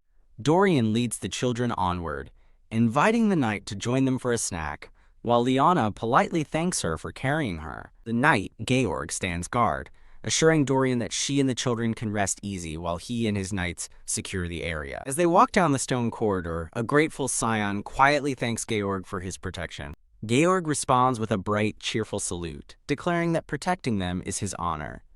Cradling her doll with a peaceful smile, Liana reflects on her changing nature, acknowledging the dark, violent thoughts that still surface even as she embraces her new, protected life.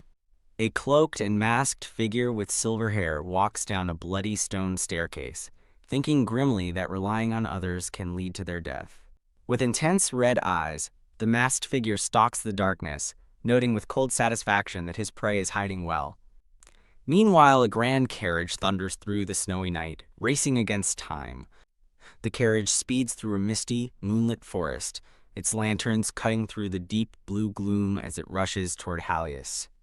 Inside, the Grand Duke fumes, questioning Garcia's decision to move the children from the castle, believing it was a fatal miscalculation since they couldn't even hide a single child. He clenches his gloved hands in anger and regret, muttering that they should have moved the child. Beside him, Felipe watches with concern as he silently laments that his brother, Theodore, inherited all of their father's recklessness. The scene shifts to a report from a man with white hair and animal ears who states the opponent used master-level aura and he's never heard of a swordmaster family named Sickle. His superior orders him to find any aura users with that name.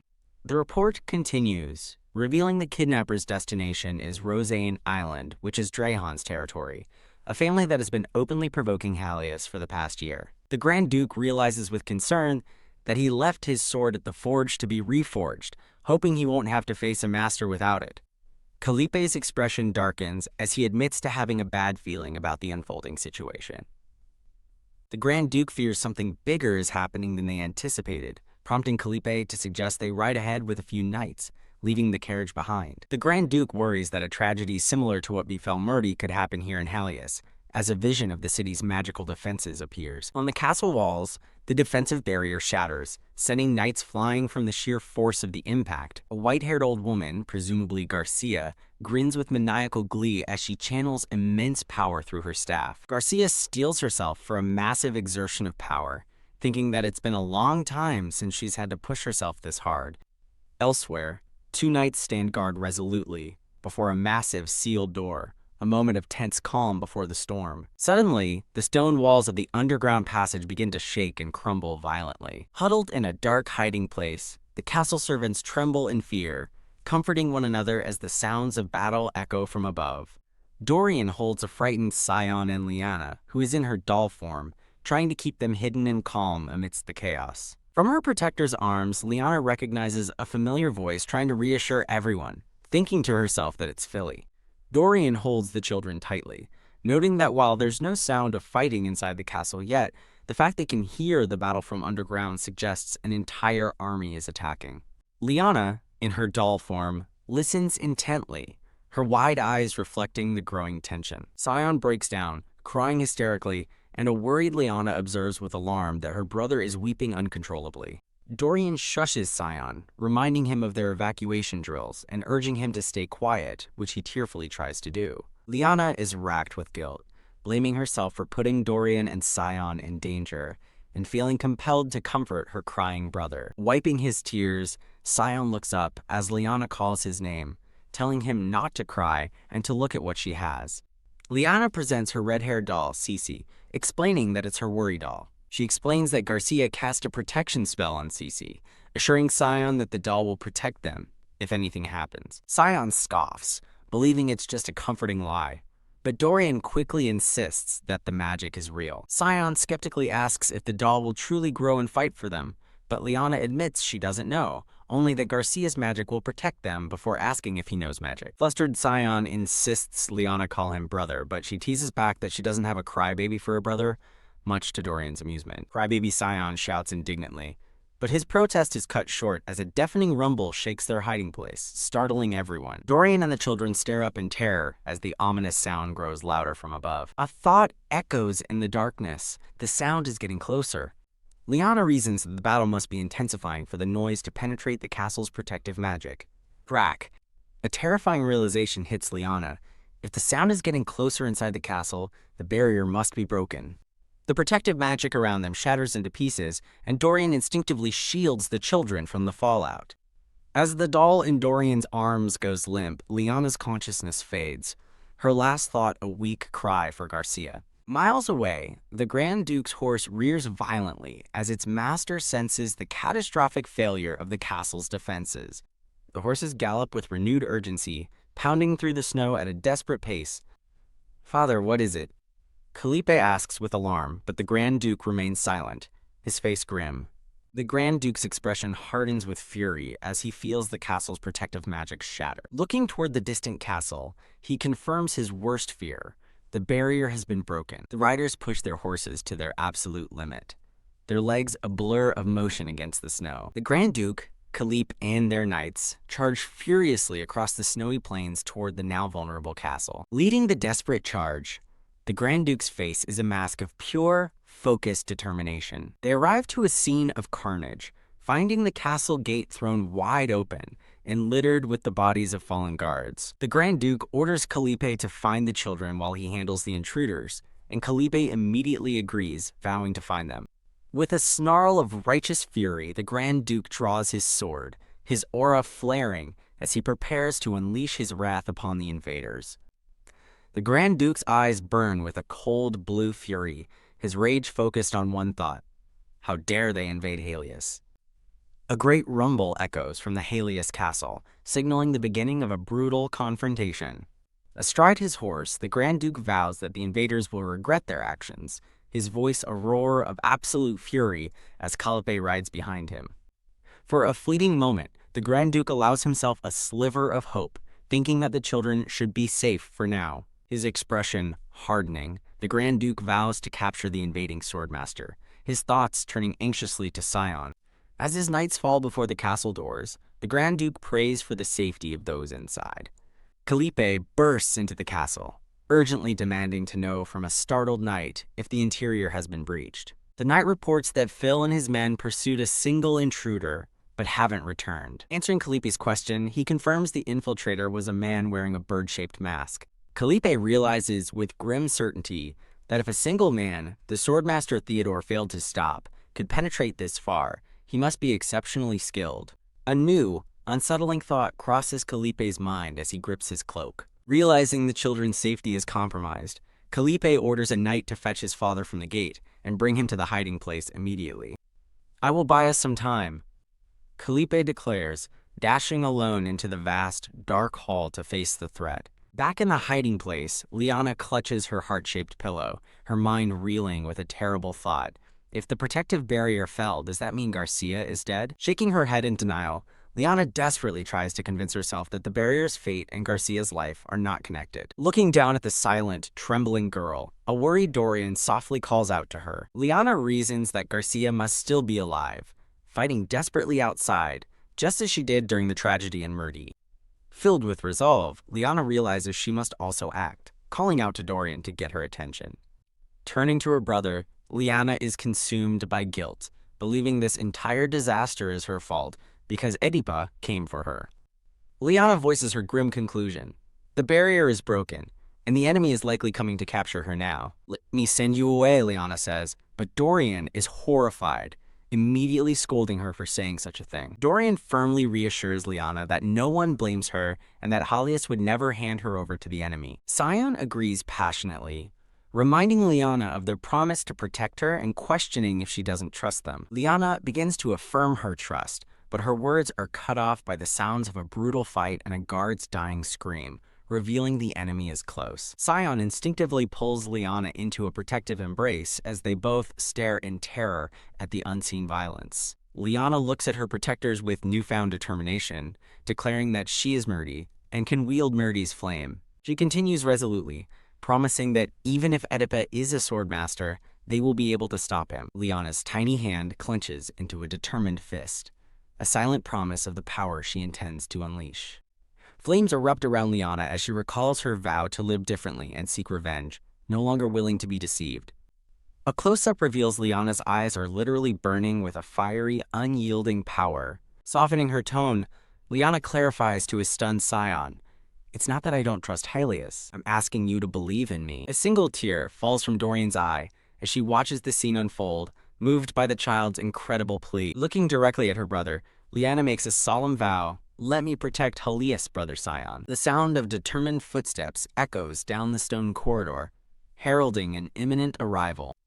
A boot lands squarely in a fresh pool of blood, splattering crimson across the stone floor. Kalipe gasps, his face a mask of shock as he takes in the bloody aftermath of the intruder's rampage. Standing grimly amid the bodies of his fallen knights, Kalipe draws his sword, prepared to face the killer. A brilliant blue aura flares to life around Kalipe's hand and sword as he channels his power for the coming fight. Back in the hiding place, Dorian cradles the children, helplessly admitting that she has no idea how to handle fire in a fight. Sion logically points out that simply starting a fire is useless against a knight and will only alert the enemy to their hiding spot. Looking at Sion, Liana firmly states she can't let him go if his plan isn't guaranteed to work. Sion is internally stunned by Liana's astuteness, sweating as he wonders if she's actually an adult on the inside. Liana internally admits her plan wasn't well formed.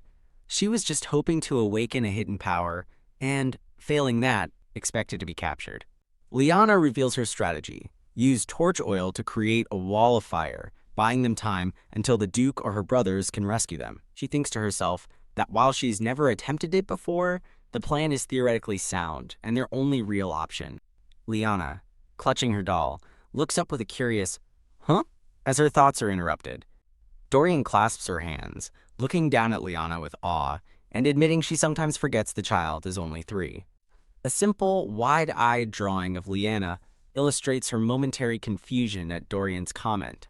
As Liana asks why she's sighing, Dorian remarks on how Liana is unusually calm, smart, and more mature than herself. Liana panics internally, a flustered chibi thought bubble showing her fear that Dorian has suspected her true nature all along and might think she's a traitor. Clasping her hands nervously, Dorian explains that while Liana's maturity is impressive, it has also been a source of worry for her. Dorian gently holds a flustered Liana, asking her to answer honestly. Liana, beet red with panic, can only stammer a denial. With tears in her eyes, Dorian looks down worriedly, softly asking Liana if she isn't scared. Dorian continues her gentle questioning, asking if Liana is pushing herself so hard, simply because she feels she has to repay their kindness. Grasping Liana's small wrist, Dorian points out that Liana never whines or throws tantrums, which is a source of her concern. In the dim, cold hiding place, Dorian kneels to comfort Liana while Sion stands by, watching them both with concern. Overwhelmed with emotion, Dorian covers her mouth as tears well up, moved by the tiny child's incredible maturity and burden. Liana internally chides herself for being scared, admitting that perhaps she's still just a kid after all. Her thoughts drift to her past life, where fear, sadness, and anger were merely obstacles, and expressing them only led to punishment in a dark room. Looking up at Dorian, Liana finally admits the truth aloud. She is terrified of dying and being caught. As Liana speaks, a vision of her older, more resolute self appears behind her, stunning Dorian with the depth of the child's spirit and fear. Dorian is left speechless, her expression a mix of sorrow and awe, as she processes Liana's heart-wrenching confession. Clenching her hand to her chest, Dorian is overcome with emotion, her body trembling as she takes in the child's words. A brilliant flash of inspiration strikes Liana as she realizes there's something she can do. Just for a moment, Dorian suddenly declares with renewed purpose, holding Liana tightly, "I will light the fire and come right back." A simple, wide-eyed drawing shows Liana's utter confusion and panic at Dorian's sudden, fiery declaration. As Sion rushes forward shouting, "Don't talk nonsense," Liana futilely protests that the fire will be hot, creating a chaotic moment. Liana looks up in confusion, asking why her brother Sion is the one going instead. Standing before the massive door, Sion hesitates as Liana internally wonders who is fighting on the other side and how close they are. As Sion's hand rests on the lock, Liana internally questions if he's really going to open it, wondering if it's Oedipa or another foe. Sion simply answers, yes. The door creaks open, revealing Dorian and a determined Liana, who thinks to herself that if her plan fails, she has another one ready. Kang. Liana's eyes fly open in shock as a loud, metallic clash echoes from just beyond the doorway. A disbelieving shout of, "Why you?" rings out from the darkness, a voice filled with utter surprise. Calipe stands revealed in the doorway, his sword glowing with a brilliant blue aura as he fiercely demands the intruder show themselves. Facing him is the bird-masked intruder, who remains silent as Calipe draws a line, vowing the invader will not take another step forward. The intruder's hand tightens around his own sword as a matching blue aura flares to life around the blade. Tisk, the intruder thinks with disdain, lamenting the prospect of more meaningless bloodshed. Calipe's eyes narrow in recognition, realizing this must be the very same swordmaster that Theodore had warned him about. But Calipe thinks, his expression hardening with resolve as he prepares to challenge this famed opponent. Stomp. Calipe plants his foot firmly, channeling his power as he prepares to launch himself into battle. "Are you Idipa Siko?" Kalipe shouts, lunging forward with blinding speed. He thinks dismissively that this man isn't even on the master's list and vows to capture him personally. Grr. Edipa is forced back by the sheer power of Kalipe's initial strike, grunting as he absorbs the impact. Kalipe presses his attack, acknowledging that while Edipa is rumored to be worse than his brother, a master is still a master and not to be underestimated. Roaring that he will hold Edipa accountable for invading Helios, Kalipe unleashes his power. The intruder coolly asks if he is truly capable of doing so. Edipa glances at his own weapon, thinking that a cheap sword like the one Kalipe wields surely cannot withstand a master's aura. Crash. The two warriors clash in a devastating explosion of power, their intersecting blades shattering the stone floor beneath them. TCH, Kalipe stares in disbelief at his sword, which is shattered from the impact. He fumes internally, cursing the terrible timing of his main weapon being at the blacksmith's. He grits his teeth, realizing their skill levels are too close. There's no way he can subdue a master with a broken sword. A brief memory of sparring with a man named Theodore flashes through his mind as he thinks that perhaps the arrogant Theodore could have handled this. Clutching his broken blade, Kalipe is torn. He knows he has to defeat the intruder, but he also has to protect the children and retainers hiding behind the door. The masked man taunts him, suggesting that even with a broken sword, Kalipe could probably manage to take one of his arms. Kalipe remains silent, his expression grim as he contemplates the intruder's chilling words and his own dire situation. A wave of regret washes over him as he wonders if things would have been different had he listened more closely to Rihanna's words and prepared accordingly. Kalipe's posture straightens, his shadowed face showing a man who has just made a difficult, final decision. His internal debate rages. Would it be different if Theodore were here? Should he risk his own arm, or even his life, for the young lady? Overwhelmed by conflicting thoughts, Kalipe feels the immense pressure to make a choice that will protect his family. A vision of Liana standing before the Grand Castle solidifies his resolve as he contemplates the very reason an heir of Helios must risk everything for her. Looking up with renewed determination, Kalipe quietly concedes to his opponent's earlier taunt, saying, "You're right." He tightens his grip on the hilt of his broken sword, his resolve now firm and unwavering. Edipa smirks behind his mask, acknowledging Kalipe's decision. "Good thinking," he says. "We have no intention of killing an heir, but," he adds, leaving a threat hanging in the air. "There is no fool in Helios who will follow the words of an intruder," Kalipe roars, rejecting any negotiation as he lunges forward for one last desperate clash. The masked intruder, Edipa, grits his teeth, his expression hidden as he internally scoffs at Kalipe's self-sacrificial charge, calling it such foolishness. As his blue aura intensifies around his blade, Edipa vows to kill the heir of Helios swiftly, without even giving him the time for regret. Clang. From outside the hidden room, the sounds of a fierce battle echo as two figures clash in the torchlit corridor. Edipa presses his attack, swinging his sword in a powerful arc as he clashes directly with Kalipe. With blood dripping from his arm, Kalipe parries the blow, his thoughts filled with a single, resolute conviction. That child is worth protecting. His motivation becomes clear as a vision of Rihanna, her hands already gathering a small ball of fire, appears in his mind. He fights to let that spark grow and burn brightly. A close-up reveals Kalipe's eyes wide with shock and desperation as the battle reaches a critical moment. Lunging past the fallen Kalipe, the intruder screams Rihanna as he sees the children and Dorian finally revealed behind the now open door. Facing the terrifying intruder, Rihanna stands firm, her eyes glowing with determination as a powerful ball of fire manifests between her small hands. A moment of intense focus passes, her resolve gathering like a storm. Edipa smirks, letting out a mocking laugh as he notes that they came out on their own, saving him the trouble of finding them. Whoosh! A massive wall of flame suddenly erupts between them, catching the intruder completely by surprise as he recoils in shock. Engulfed by the unexpected inferno, the masked man can only think, "No way." As the sheer power of the attack overwhelms him. As Rihanna holds the flames at bay, she senses the unbloomed power pulsing from within her heart. Rihanna's thoughts flash back to the moment she opened the door, recalling the familiar and fearful sight of the intruder's back. She remembers seeing past the fight to the hesitation in Kalipe's stance and the emotion, possibly fear, in her brother's eyes. Yet despite that fear, she saw that his feet did not retreat, a vision of his resolute stance solidifying in her mind.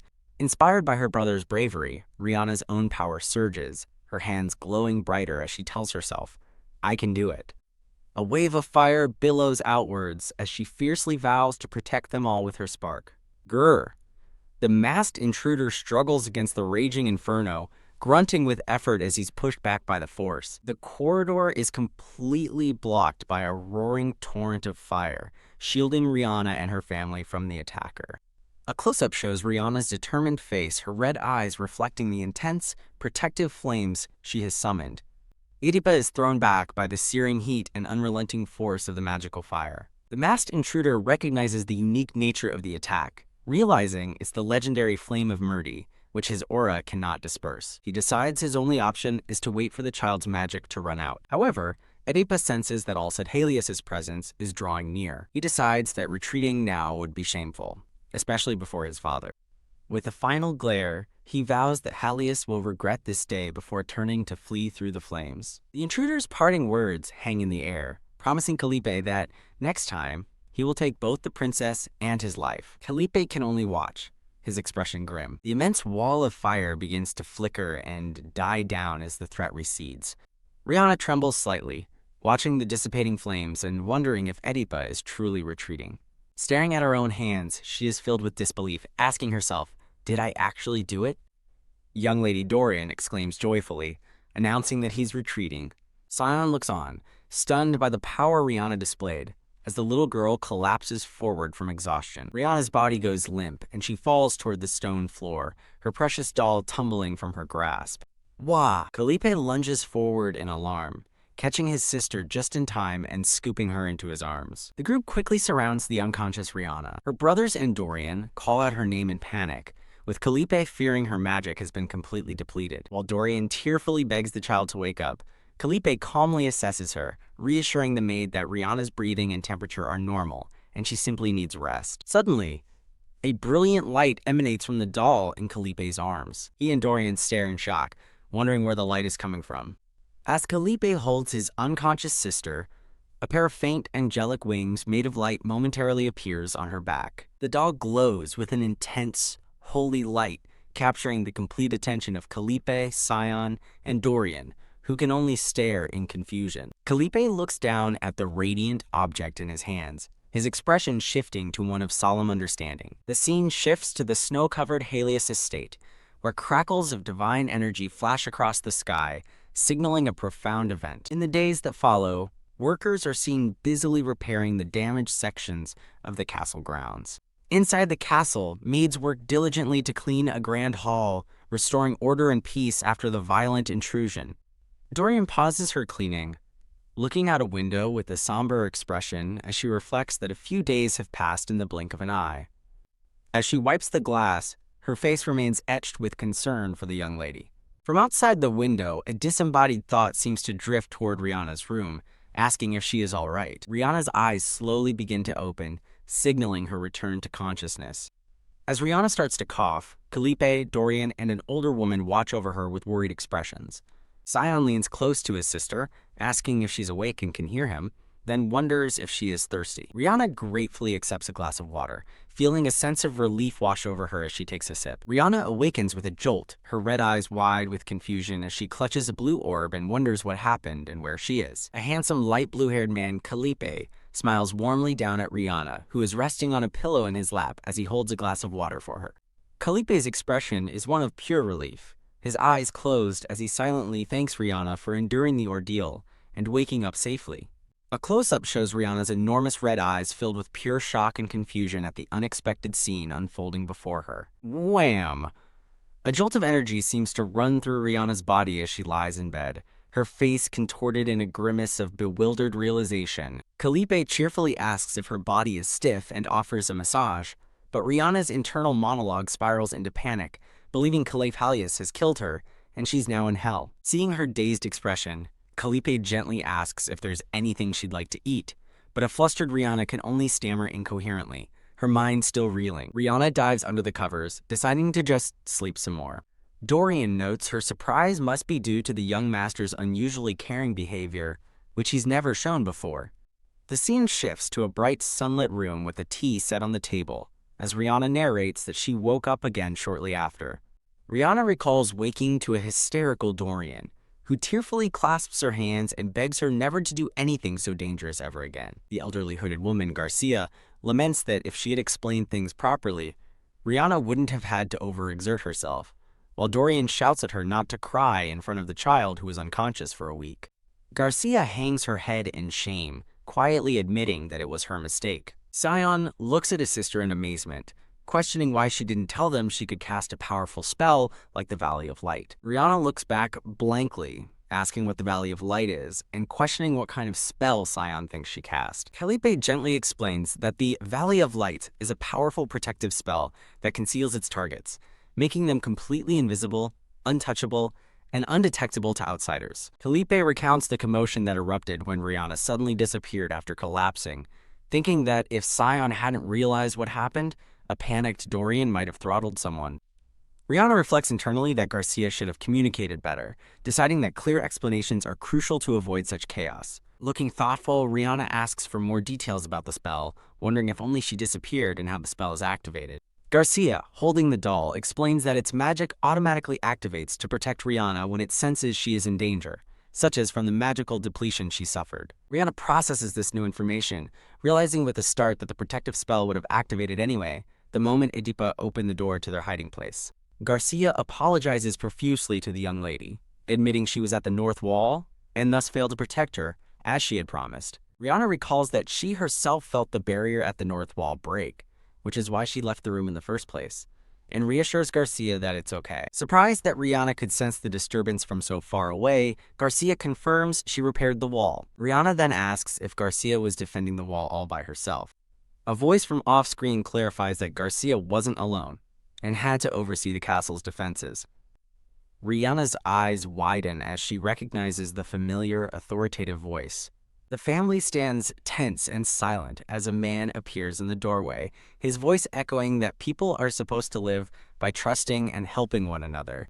An imposing man in a formal military uniform, Duke Halas, glares into the room, his expression radiating a cold, powerful fury. Rihanna shrinks back under her covers, trembling as she wonders why her stepfather is speaking to her with a voice filled with such intense anger.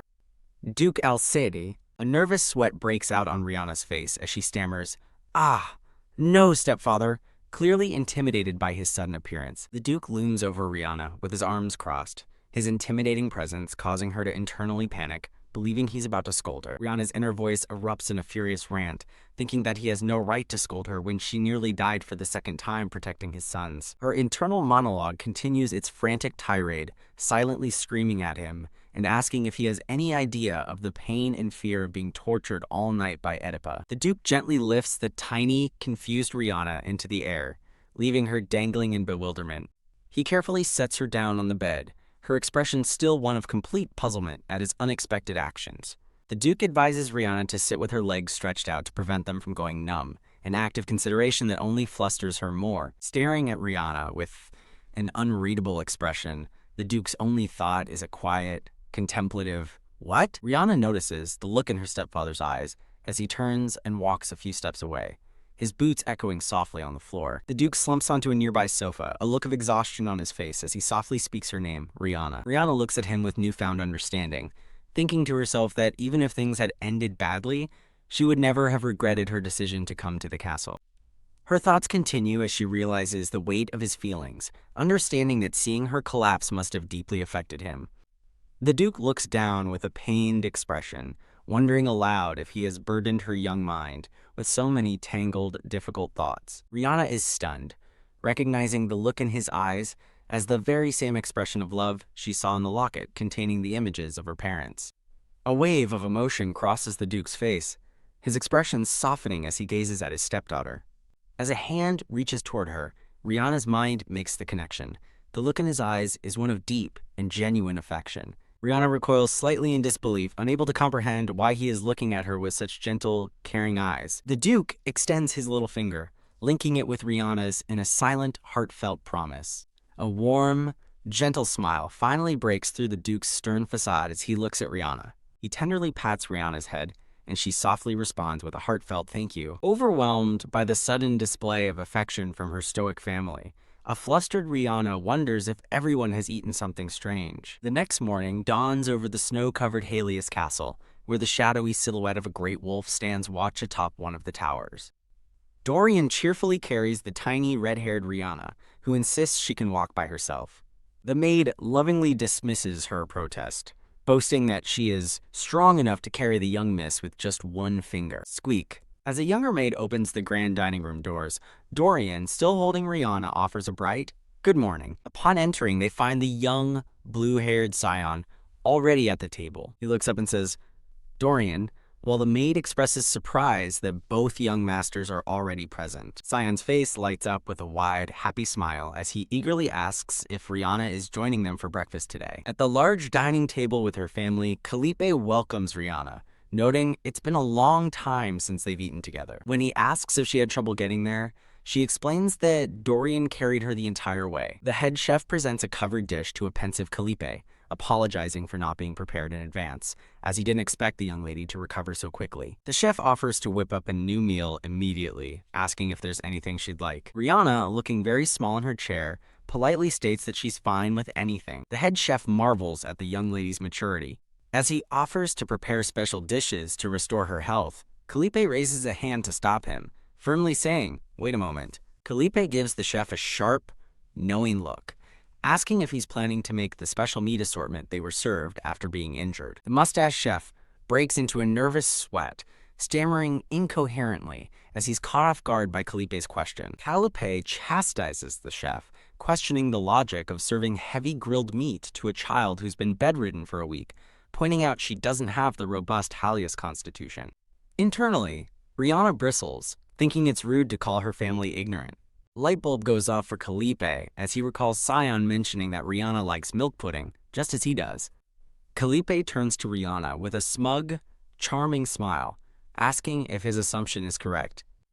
Rihanna internally accuses him of fishing for compliments in a roundabout way. Completely baffled by her family's sudden and strange behavior, Rihanna quietly agrees, though her expression is one of pure confusion. Scion is equally bewildered by his older brother's odd actions, whispering that he's acting strange and finding some small comfort that Rihanna seems to feel the same way. An exasperated Scion mentally complains to his father that the eldest son has gone mad. The head chef, taking his cue, quickly promises to prepare a meal more suitable for a patient. The chef dashes off, vowing to bring milk pudding for dessert. At the table, Calippe sits with a satisfied, triumphant smirk. Rihanna watches the scene unfold, her brow furrowed in confusion as she tries to understand the family's sudden change of heart. Later, Rihanna reflects that the milk pudding was delicious. Outside the room, Scion can be heard shouting that the chef forgot his meal, while two maids comment on how kind the eldest young master has become toward the young lady. The scene shifts to Duke Halas's ornate study, where he sits by the fire, calmly reading a letter. Duke Halas pauses his reading, his expression contemplative as he silently mulls over the letter's contents. The letter is a formal request from the royal court, summoning Grand Duke Halas to assist with the tragedy of Murdi. He thinks grimly that despite his repeated refusals, they keep sending these summons. The Duke clenches his fist in anger, thinking they've taken his second son as a hostage and now expect his compliance. A knock sounds at the door, and Garcia announces her presence. After the Duke grants her entry, the robed Garcia quietly enters the grand study. Garcia bows respectfully, announcing that she has come to report on the repairs of the northern wall and other ongoing investigations. The Duke inquires about the progress of the repairs. Garcia reports that the gaps in the wall have been filled, but the cause of the damage remains unknown. Duke Alcide expresses his concern for the elderly woman, apologizing for making her work so hard and asking if she has recovered. Garcia smiles, replying that at her age, she should work as much as she can. The Duke urges her to find a suitable successor so she can rest, but Garcia insists that the debt she owes him is far from ordinary. Garcia takes some of the blame for recent events, stating that the issue wasn't solely the second young master's fault, as she practically pushed him into his situation. After such a grave mistake, she cannot rest. Duke Alcide listens intently to her words, his expression thoughtful as he considers the implications. The Duke speculates that the recent intrusion was specifically targeting Rihanna. Garcia confirms this, adding that the main challenge now is to identify who knew of the young lady's existence. The Duke voices his hope that Calippe can extract useful information from their prisoner, But Garcia cautions him against jumping to conclusions, urging continued investigation to identify the true culprit. Over a vast, snowy landscape, an unseen voice vows that those who dared to target the Halas family will pay a dear price for their actions. The scene shifts to a massive, foreboding cathedral under a blood-red moon and a turbulent sky, hinting at a sinister location. Inside, a man with strawberry blonde hair in a formal military uniform stands silhouetted against a tall window, gazing out at the ominous red moon. The blonde man grimly thinks that they have failed. From off-screen, a voice chastises him, saying he was repeatedly warned not to act so hastily. The blonde man asks for the status of Franz and Theodore. A man kneeling before him reports that Prince Franz retired early with Princess Yesiel, while Prince Theodore was seen sending a letter to the Halas estate. The blonde-haired man stands up, a slight smile on his face as he notes that things haven't deviated much from their expectations after all. He looks down at the kneeling man, addressing him as his dear brother and strong friend, his words dripping with manipulative intent.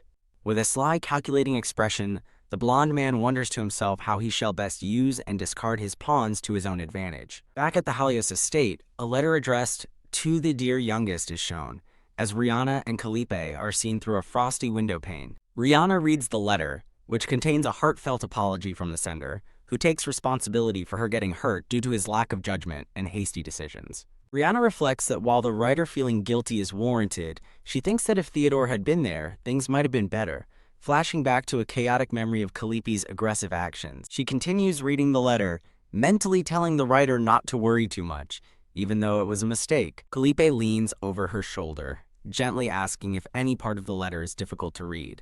A flustered Rihanna quickly assures him she can read it just fine. Internally, Rihanna is annoyed, wondering why the burdensome Felipe is watching her so intently as she tries to read. Resolving to simply finish, Rihanna focuses on the letter, which echoes Garcia's sentiment that she should wake up safely. The letter takes a dark turn, threatening to chase the person who harmed her to the ends of the continent to make them pay. Rihanna is utterly horrified, thinking that the writer needs a mental checkup. Felipe calmly observes that Theodore seems a bit emotional. Rihanna looks down at the letter, thinking to herself that her other brother isn't being very helpful. Felipe smiles gently, looking over at Rihanna as he asks if she thinks so too. Felipe offers to help Rihanna write her reply, causing her to look up in surprise. Rihanna internally admits that his help would make things faster, but she hesitates.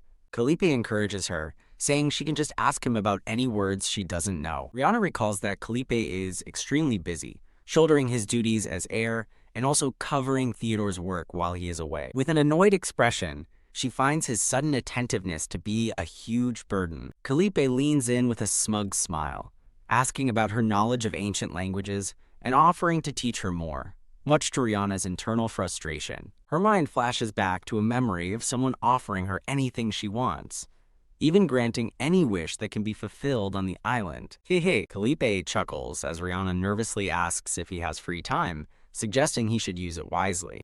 A dark memory surfaces of a shadowy figure touching her head as she asks if they are expecting something. Rihanna suspiciously wonders if Felipe is being deliberately kind because he knows it makes her uncomfortable. As he pats her head, she concedes internally that he's definitely smart enough to do something so calculating. Trying to deflect, Rihanna timidly tells her older brother that he should treat his own injury first. She looks away, thinking that if his wound is left untreated, it will become painful. A glimmer of surprise crosses Felipe's face as he asks with a smirk, "Did you just call me older brother?" Rihanna freezes, her eyes wide with shock and horror at her accidental slip of the tongue. Felipe's expression softens into a warm smile as he gently encourages her to say it again. Wah! From outside the room, a maid suddenly screams for the young master in a panic. Dorian bursts in, scolding Felipe for playing with his sister like a toy, and questioning why a grown-up is acting so childishly as he pinches Rihanna's cheeks.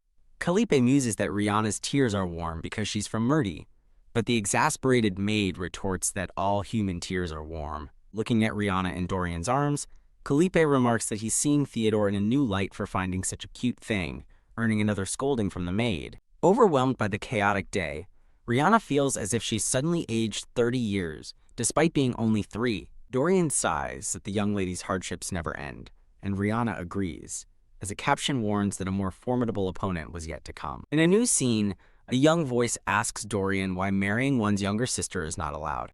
The question comes from the young blue-haired scion, who sits on a bed with his arms crossed. Rihanna is utterly horrified by the question, thinking to herself that this must be a nightmare. A flustered Dorian asks the young Master Scion how he came up with such a thought, but he just shakes his head. Rihanna stammers in disbelief, barely able to call him older brother. Scion beams with a huge, happy smile, responding, "Yes, Liana. Did you call for me?" Eek! Rihanna lets out an internal shriek of pure terror, shaking from the shock. She forces herself to calm down, thinking she absolutely must pull herself together to deal with this. Rihanna points an accusing finger at Scion, declaring that his idea is an illegal violation of national law and shouting for him to wake up. With stars in his eyes, Scion makes a defense pose, countering that his history teacher said laws can change. Rihanna fires back that some laws, like not killing someone, don't change, once again yelling at him to wake up. Having made her point, Rihanna crosses her arms with a satisfied, determined expression. Scion looks utterly devastated as Rihanna delivers the final blow, firmly stating, "You can't marry me." He flushes bright red, stuttering in extreme embarrassment. Pointing a shaky finger at Rihanna, he defensively yells that no one would want to marry a kid like her anyway. Haughtily declaring that he's leaving, the flustered Scion stomps away, while Dorian hides a smile. Rihanna watches him go, thinking, what a mess, but notes with some satisfaction that he listens to her more than Khalip does. Behind the closed doors, Dorian gushes over how lovely the siblings are, leaving a confused Rihanna to ponder the commotion. Dorian smiles sweetly, thinking how happy the late madam would have been to witness such a heartwarming scene. Rihanna stares into the void, completely drained by the bizarre series of events. The scene transitions to a wide, majestic view of the snow-covered Halas castle. The scenery changes to a grand, red-roofed palace under a bright, sunny sky. A leafy branch signifies a shift to a warmer climate or a different season. Inside an opulent office, Duke Halas has fallen asleep at his desk, exhausted from his work. Ha! The Duke lets out a weary sigh as he looks down at a letter sealed with red wax. The scene reveals a troubled-looking Theodore in his military uniform, staring at the very same letter. The story shifts focus to a massive, sunlit cathedral, implying Theodore's current location. Theodore sits exhausted at his desk, recalling how the bothersome Crown Prince Bidden clings to him every day. He clenches his fist in frustration, thinking that the prince is a minor annoyance compared to the real problem at hand. Trying to compose himself, Theodore hopes to find a solution in the letters he's received from his father and brother. He holds 3 letters, addressed to Alcied, Calipe, and Liana, his thoughts unspoken. Deciding to start with his brother's letter, he prepares to open it. He braces himself, nervously wondering what kind of scolding he is about to receive from Calipe. The letter advises him to fulfill his duties, be polite to the crown prince, and stay well, adding that your rabbit has recovered and mentioning their mother's Memorial Day. Slumped behind his chair, Theodore wonders in disbelief if his brother has gone completely mad. He recalls a time at the academy when his brother acted perfectly courteous toward Prince Bidden, but in private, Calipe would rage about the prince, calling him an arrogant and sneaky rascal who looks down on everyone. Confused by the letter's contents, Theodore wonders about the rabbit, recalling Calipe's previous threats, and questions if his brother got cursed after being stabbed. HWIKA sudden thought strikes him, his eyes widening in realization.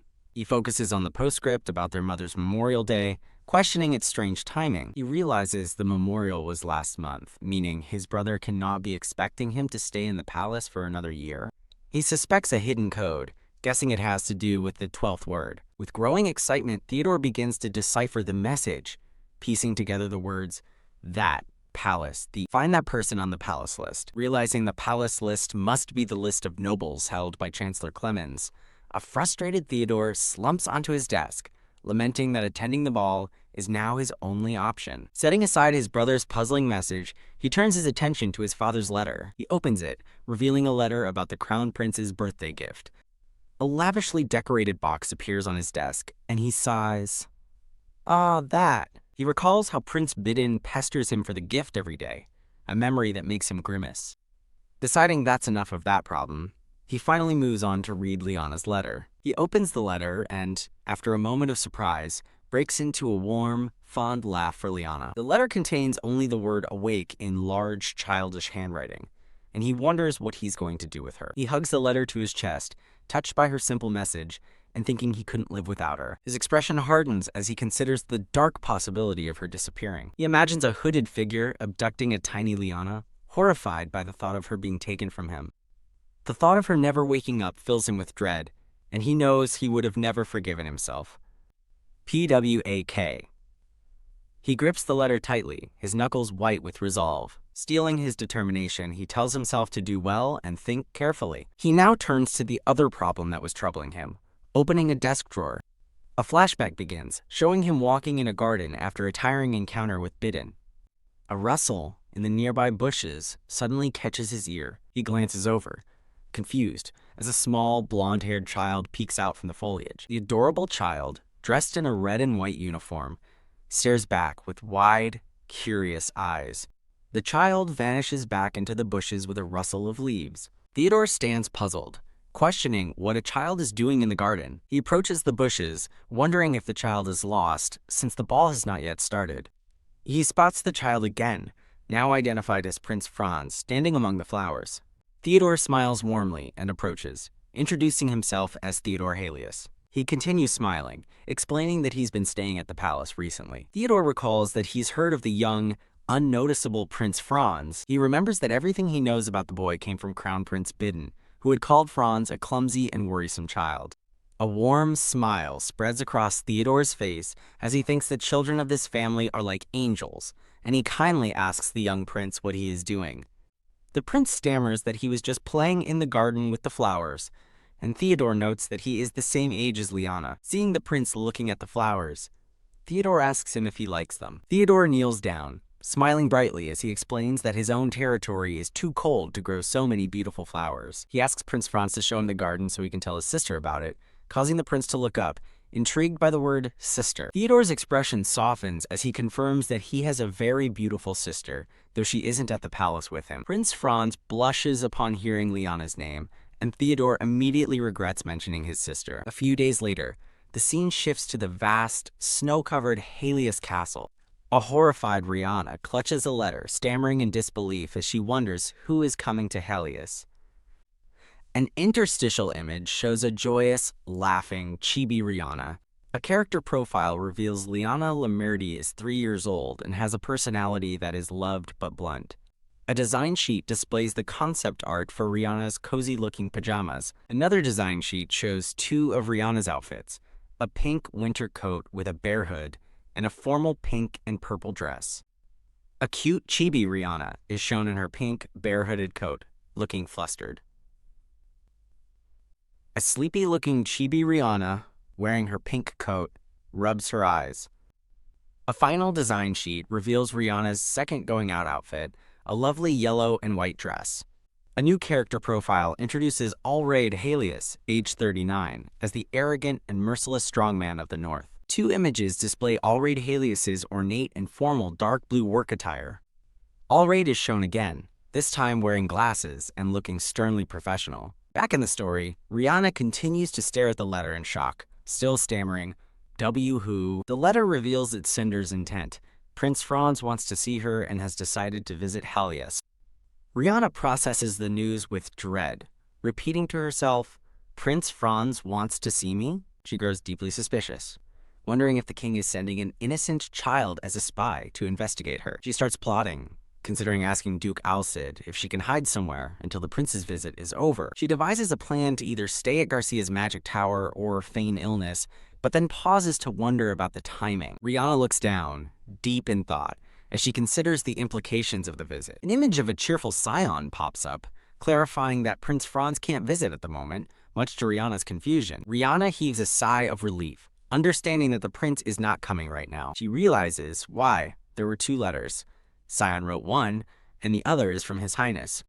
Her expression hardens with renewed annoyance and determination. She glares at the letters on the table, admitting to herself that she desperately wants to burn the one from the royal bastard. As her tiny hand reaches for the sealed letter, she resolves that she must eventually face the royal family to learn the truth. Thinking rationally, she considers that a letter from the young prince could be a strategic opportunity. She muses that the overlooked prince could be a useful pawn, but decides against reading his letter now, fearing she'd burn it in her current mood. HWIK. Deciding to read Theodore's letter first, she turns, having been too frustrated by the prince to read it earlier. Hearing a clatter, she looks up from her desk and curiously asks, "Hmm?" She perks up, wondering hopefully if Theodore has returned from his duties. Peeking from behind a wall, she sees Duke Allred speaking with another man near the entrance. From her hiding spot, she overhears the man announce that the scouts unit is back.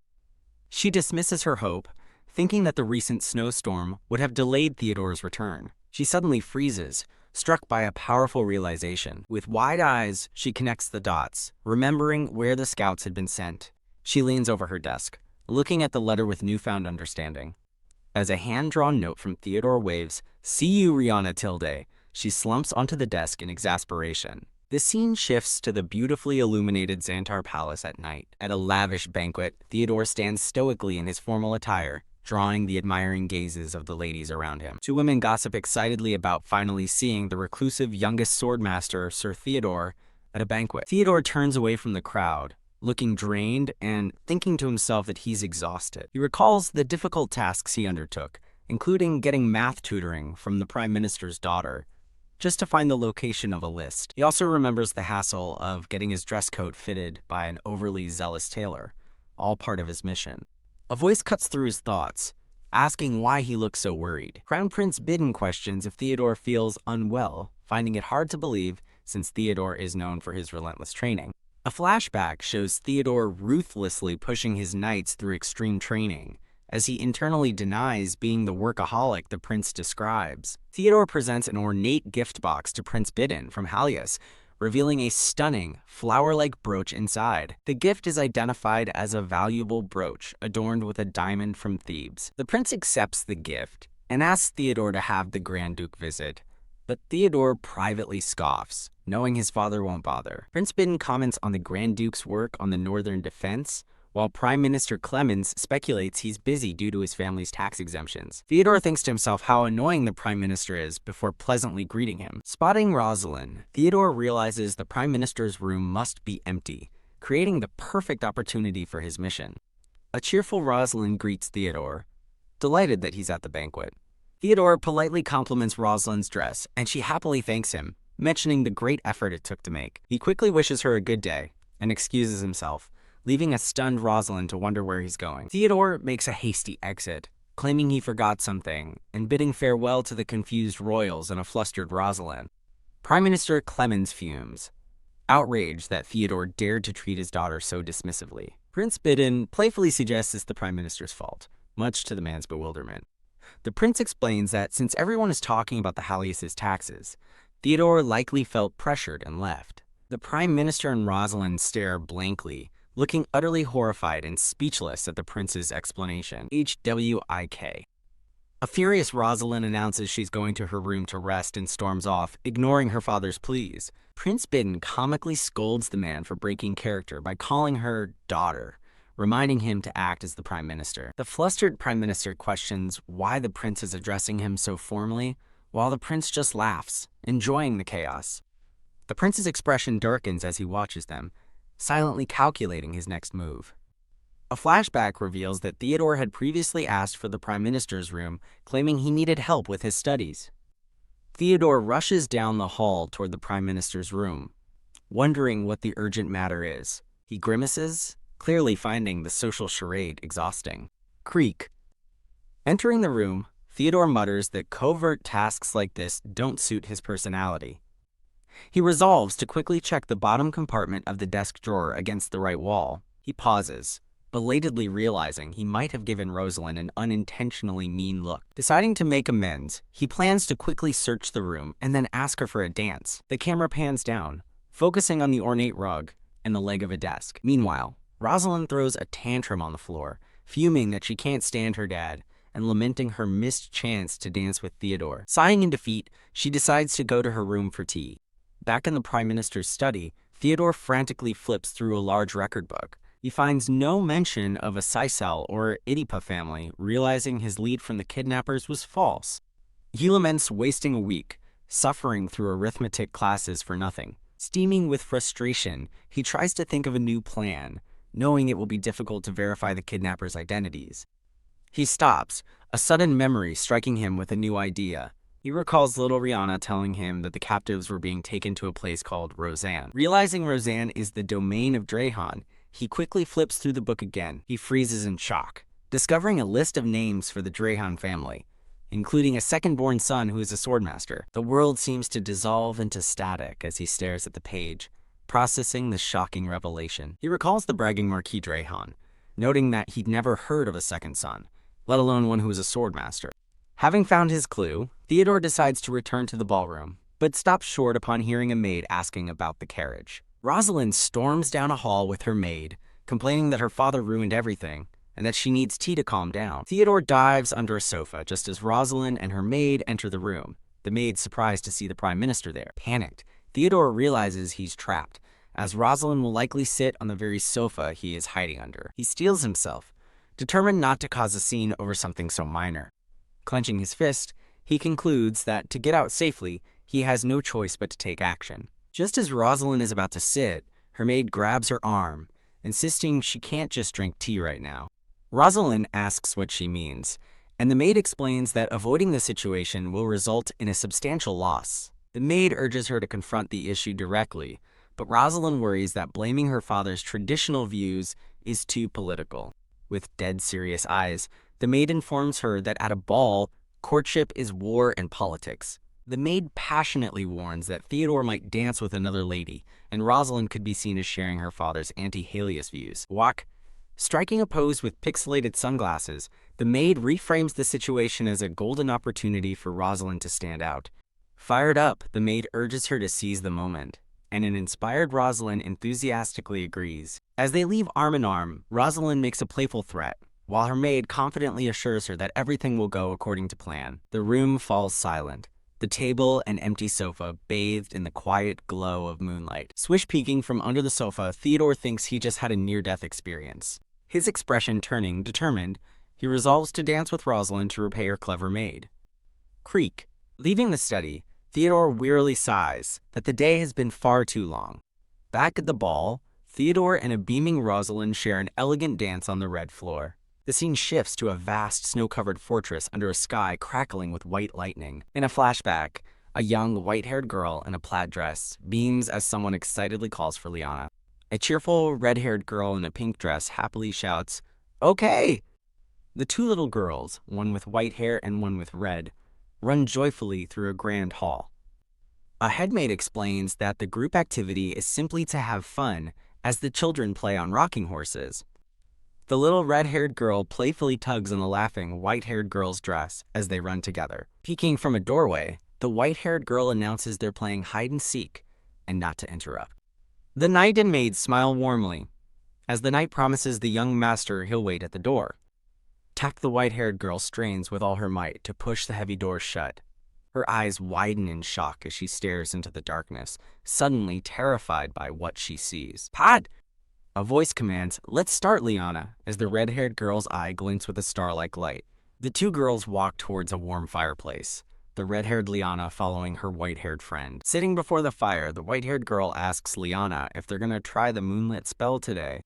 Liana eagerly gives instructions to make 2 orbs and shoot them, making her friend gasp in excitement. Liana's hands ignite with fiery magic, causing the white-haired girl to gasp in awe. Wreathed in flames, Liana declares that someone deserves this fate. A flashback begins, with a narrator recalling their decision to overhear the scout captain's report. The young Liana peeks around a corner, wondering about the situation in Roseanne. Overhearing a report to His Excellency, she realizes with a start that someone trusted her words. A knight reports to a white-haired man at a desk that pirates are moving freely in Roseanne. The white-haired man wonders if Drehan was occupied by pirates after losing its heir. The knight clarifies that Drehan's knights simply allowed the pirates to enter, despite their banner being present. Her eye glowing with red rage, Liana listens as the knight requests permission for internal entry. The sinister man from Liana's memories warns that Roseanne has Baham, and entering will plant spies in Halas. Horrified, Liana knows she must stop this plan. Thump. She slams her small hand against the ornate door, in desperation. A bright orb of golden magic flares to life in her hand. Holding the light, Liana worries they might let in scouts under the spell of Burrell, startling the white-haired girl. Whipping around in shock, Liana stammers an affirmation. The white-haired girl stares back, her face a mask of utter confusion. Liana panics, wondering what is happening with Garcia. As a vision of a castle engulfed in purple energy appears, Liana fears it's all her fault. The scene transitions to a peaceful view of a window, its panes reflecting a clear sky past snowy branches. In an office, a white-haired man sits at a desk while two other men stand by. A man with white hair reassures the two girls that Garcia has arrived safely at the Magic Tower. Liana breathes a sigh of relief, realizing she was scared for nothing. A chaotic memory flashes, showing a confused knight, a panicked Liana, and a concerned Duke. Boom! Liana suddenly floats into the air, much to an unseen person's shock. A man with white hair catches the floating Liana, promising to keep her safe from now on. He gazes at her reassuringly, telling her she won't have to worry about anything. Liana looks up at him, her expression calm and trusting. Back with Theodore, he reflects that he now somewhat understands the change in the Duke, Caliph. Theodore muses that Caliph must feel indebted, having been saved by the very person he ignored. He concludes that while Caliph was justifiably cautious, he nearly lost everything against the Swordmaster. Theodore recalls the fear of death from his past life behind bars, noting it was different this time. As Caliph holds her, Liana looks at him and says with conviction that she trusts him, having felt the fear of losing something precious. Holding Liana close, Caliph smiles gently as she thanks him for his trust. Liana knows far too much. Realizing a life without worries is impossible for her. Turning to his white-haired brother, Caliph announces he has something to ask him. The brother looks on, asking what his niece Rihanna wants. Rihanna looks around with wide, curious eyes, asking where her Uncle Theo is. Caliph's pleasant expression instantly freezes, and Rihanna looks up at him with a jolt of confusion. Whack! The brown-haired knight with the eye patch coughs loudly, looking away as Rihanna stares in bewilderment. Panicking, Rihanna worries that she may have crossed a line with her question. Her fear spirals as she imagines being thrown out a window for her arrogance. The knight's stern expression terrifies Rihanna, who thinks Caliph is about to order him to dispose of her. Blushing profusely, the knight suddenly asks if he might be allowed to hold the young lady just once. Caliph glares, shutting down the request with a simple, firm no. The knight begs, offering up his day off, while Caliph's brother chuckles at the adorable scene. Caliph, unmoved, repeats his refusal. Caliph reassures Rihanna that the knight's unshaven, sweaty chin won't come near her, leaving her speechless. As the men remark on her lethal cuteness, Rihanna sighs in relief, just glad she isn't being thrown out. Caliph listens thoughtfully as his brother and knight stand by, with Rihanna still in his arms. With a serious expression, Kaylee continues to think about Theodore's situation. Caliph decides to discuss the matter further with his brother and dismisses the children, while Rihanna inwardly calls him a cold-hearted man. Tekanite leads Rihanna and the white-haired girl from the room, addressing them as young master and young lady. Caliph sits with his hands clasped, his stern expression completely unaffected. TSK defeated, Rihanna realizes that her cute attack is utterly useless against him. The heavy doors to the office swing shut, leaving the two brothers alone. Tak. Now in private, Caliph's brother stands before him at the large desk. The brother delivers Theodore's report. The Oedipa family name isn't in the registries, but a Fatimir Dran has become a swordmaster in Dahan. Caliph is baffled, having never heard of a second son from Dahan, especially after the family lost their only heir last year. A flashback shows a man in lavish red robes, collapsed in grief, wailing for his lost son. Concluding his report, the brother states he'll need to meet with the king since the swordmaster Rihanna mentioned is unlisted. He opens a desk drawer containing documents and inkpots. With a quill in hand, Caliph's brother begins writing a letter. His eyes narrow with focus and determination. The brother presents a letter from Alsad Halas to King Didid, summarizing its contents as a polite but firm demand for Theodore's immediate return. Caliph holds the sealed letter, acknowledging that while it's a demand, it's been framed with courtesy. He hands a different sealed letter to his brother, who asks what it is. The brother smiles knowingly, teasing Caliph for having fallen for Rihanna's heart-stopping eye attack after all. Looking out at the vast, snowy fortress, the brother decides Theodore's punishment should end. The scene shifts to a grand, towering cathedral, with red roofs under a bright blue sky. Inside, a young blonde boy diligently writes at a desk. Flinch. He pauses, startled by the dark reflection of a man in his wide eye. A blonde-haired man asks what he's writing, and the boy, Sion, claims it's to a pen pal. The man then asks if he's met the youngest child of Theodore's family. The man's expression turns cold as he derisively notes that child is intelligent, unlike Sion. Leaning over the terrified Sion, the man menacingly demands to see the letter once it's finished. Trembling, Sion stammers his agreement. Whack! The man smiles brightly, musing about the new friendship between Xantar and Halas. He throws his head back and lets out a wild, unsettling laugh. Sion lowers his head, his expression grim as he continues to write.